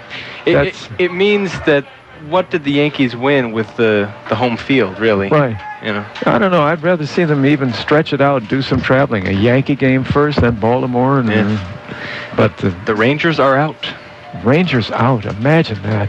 Boy, Nolan Ryan has got to be one irritated individual there. 2 straight World Series, lost them both, and appeared in the course of the season. They had the best offense in the American League. They appeared headed for maybe another World Series. And Tuesday they were leading the American League West. By 3? No, by 1 on Tuesday. Wednesday they lost was the final game, And Friday they're out. Right. They were leading by 3, though, on Sunday then? Yeah, and they were leading by 5 with 9 to play, so it was just a collapse by them. Ooh. Yeah. And they say, well, that'll make people forget Boston from last year. That's true. Right. That's true. How about some stats, scores tonight, whatever you have, and we'll finish up. Got a couple other scores here. Crescent Valley all over Corvallis, 45-3 at the end of 3rd. Corvallis next Friday night. Yes, that's looking like a huge game for the Warriors. They really need to win that one. West Albany just putting it to South, 75-12. Oh. 75-12. I don't know if it's a final in a rivalry game. That's right. Yeah. Not much of one. I'm sure it's either a final or close to a final at West. Wow. And Dallas 27-14 over Woodburn going into the 4th quarter. So still a potential there for Woodburn, but they have some work to do. All right. You know, that hurts because the Warriors struggled so mightily. It was tied in the 4th quarter last week with the Warriors and Woodburn, and here's Dallas. Dallas has been beaten up by everybody, and they're beating Woodburn. Yeah, I don't really know what to, read into it. Like I said, the Warriors turned the ball over 4 times on the other side against Woodburn. So, they probably should have won by more, but it was close. But they couldn't stop Barton Ray. The fact that Dallas has been beaten up and their power rankings are not good, and they beat Woodburn, and the Warriors struggled against Woodburn, that could affect the Warriors' power ranking in the OSAA. And you told me earlier they're at number 24, and they're going by the first 24 teams according to whatever their scheme is. Right. If the Warriors drop because Dallas is beating Woodburn also, it's possible they'd be out of the playoff picture. Right now, I think they would drop because the loss tonight will drop them. It was a good team. I think they're still going to drop. And definitely the Woodburn, if they were to lose to a Dallas team who was I don't know where they were in the power rankings, low also. That would hurt the Warriors. That would make the weight of the Warriors win less valuable. Exactly. And that would bump them down even more, which makes the remaining games in the season really valuable to the Warriors. They definitely have to win 2. They might even have to win them all to make the playoffs. Yeah, that would include West Albany. Yeah, and 75 points doesn't look so good tonight. And that Lacoste fellow. Yeah, he's kind of good, Ray. All right, 394 yards of total offense for Silverton, only 189 for the Warriors. They only have 81 total yards in the second half. Silverton has a great defense. They just shut them down in the second half. Warriors could not do anything. Silverton, 17 first downs on the day, 7 of 13 on third down conversions. Chandler passing was 8 of 14, very efficient, 109 yards. He did have that pick. But mostly his receivers were open when they needed to be. Kirk, leading receiver, 4 catches, 79 yards. And this is where Silverton really did their damage, running the football. Garcia, 26 carries, 153 yards, 2 touchdowns. Pike, 6 carries, 133 yards, 2 touchdowns. That's a pretty good average for both of them. For the Warriors, really not much to say here. DJ Knuth finishes 11 carries, 57 yards. He had 51 of them at halftime, so not much in the second half for him. Pravatsky had 16 yards on 3 carries. Farrell had a couple on 1 carry. Marquez finished the night 2 of 10 passing with a pick, 18 yards. All of them were to Ma on the night. And Marquez also finished 18 carries, 93 yards rushing, the leading rusher on the team. So work has to be done for next week for Corvallis, but it's a game you have to feel the Warriors can compete in. You would hope so, and you would think so right now. And both teams coming in at 2-2 in the league, so it's good for the standings and the power rankings because Corvallis was ranked high in the power rankings. They were like 10th in the power rankings. So, but that shows the mistakes in that power ranking. Yeah. That's why I think they need another method other than a power rankings. There's too many teams you look at and say that's a mistake.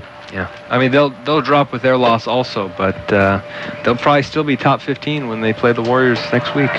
And I don't know why. They're a 3-3 team. I would ask why. I don't know. They've been slapped. Silverton beat the bejeebers, the football bejeebers out of them a couple weeks ago. Warriors played well against Silverton tonight. Yeah. But still, Corvallis ranked much higher. Well, I do think that's a crazy method. It's similar to the BCS method, which is always argued by people as to the way that they rank teams. And they have a similar method with the OSAA, which I think is a danger because as you look at those rankings, a lot of mistakes that are evident even now. Well, that's it for tonight, 28-6. We have a Research Mannequins Player of the Night to pick. Brandon Marquez, although he was 2 for 10 in minimal yardage, he threw some good balls tonight. He's throwing the ball better. He had a couple of passes that were dropped. He should have had better success. The only interception was a desperation one at the end because they were down so far. I thought he played well. His passes were thrown well, and his running was good. He escaped. It was horrendous. He'd take that one-step drop, and Silverton would be on him all night long. And most of the night, he made positive yardage out of those plays by quick moves left or right. I thought that he did a good job, but I would say DJ Knuth for his first half, his 30-yard touchdown run, which was nicely done on a lateral pass from Knuth, or rather from Marquez. I would name him the Research Mannequins Player of the Night, researching sale of mannequins right here in Lebanon. Yeah, I would say co-players of the game, Ray.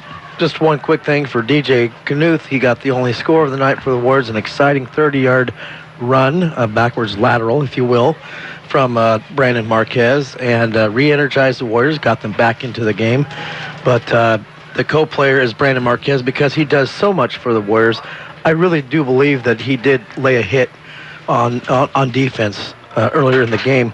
Not very many quarterbacks in the league will come up and freely take a shot on defense, but he plays defensive back for the Warriors. He did make that interception too on a tip ball. Yes, and he did make a nice interception, trying to get the Warriors back into a position to get back in the game. So he does so much for the Warriors. He kicks extra points, plays quarterback, plays defensive back, and I could tell at the end of the game he was exhausted and looking at Coach Phillips. He was looking at Coach King, the freshman coach, and he was being consoled by them because so much emotion and so much, he's a senior, so much was put into this preparation for this game. One thing that I wanted to mention, Ray, as Ray's doing some multitasking here, was the revenge factor. Something we didn't really touch about in the pregame was the revenge factor. Remember last year, Silverton ruined the Warriors' chances at winning a league title last year up at Silverton. And this year, they came into our house, and a lot of credit goes to Silverton, but my co-players of the game are Brandon Marquez and DJ Knuth. Well, now we mentioned the interception as well. I will elevate him to co-player as well, the two, Brandon and DJ. Next Thursday night, Corvallis is here at 7 o'clock. They want to get the windows closed here in our booth. I was about to close the window, and Scott pointed to the fact that we can't close it because one of the wires that comes through the window is the one that keeps us on the air. We can't do it yet. Hang on. Final score tonight, 28-6. Thank you, Rob. Thank you, Scott. Ray. Thank you back at the studio. I'm not sure who was running our board tonight, but thank you. I know there's a lot of technological problems that will drive you nuts. I think it was Tom and Melissa, I think, was back there. And they did a good job of overcoming those problems. Good for you, and thank you. Thank you for joining us tonight. We'll see you next Thursday. Don't forget Thursday evening, 7 against Corvallis. Final score tonight, Silverton 28, Warriors 6 on KGAL. It's that time again, Les Schwab's Fall Tire Sale, our biggest sale of the year. Come in and get great deals on some of our most popular tires. But hurry, the Fall Tire Sale ends October 31st. Les Schwab, doing the right thing since 1952. Good, tasty food. That's why Bing's Kitchen has been a lunch and dinner favorite for over 40 years. Choose Chinese or American meals that can satisfy the entire family or a gathering of up to 40 people on the South Santiam Highway in Lebanon. Choose Bing's Kitchen, where the food simply tastes best. We're Linco Federal Credit Union. Keep your money in Linn County with Linco Federal Credit Union. Enjoy a visit with one of our friendly staff at a neighborhood branch near you today. Linco Federal Credit Union in Albany, Lebanon, and Sweet Home. In Linn, you're in. At Walmart, you'll find lower prices always. That's their pledge to you. And now with the Walmart Superstore, that means you'll find lower prices on just about anything that might possibly be on your shopping list. Walmart, bringing you what you want. Lower prices.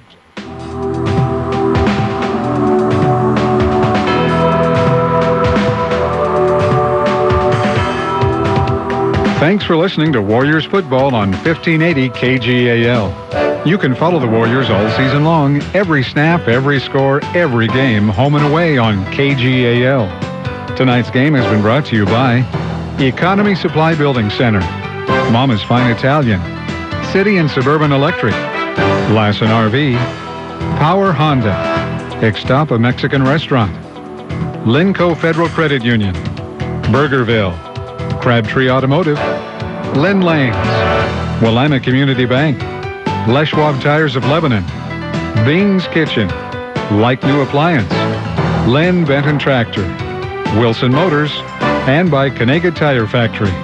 Listen throughout the season for more exciting Warriors football action.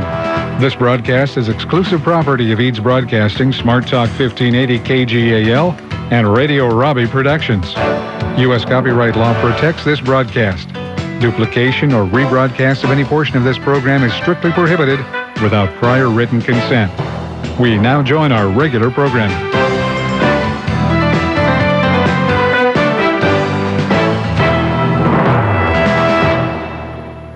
Get tomorrow's Corvallis news tonight. John Batchelor, Sunday through Friday nights on Smart Talk 1580.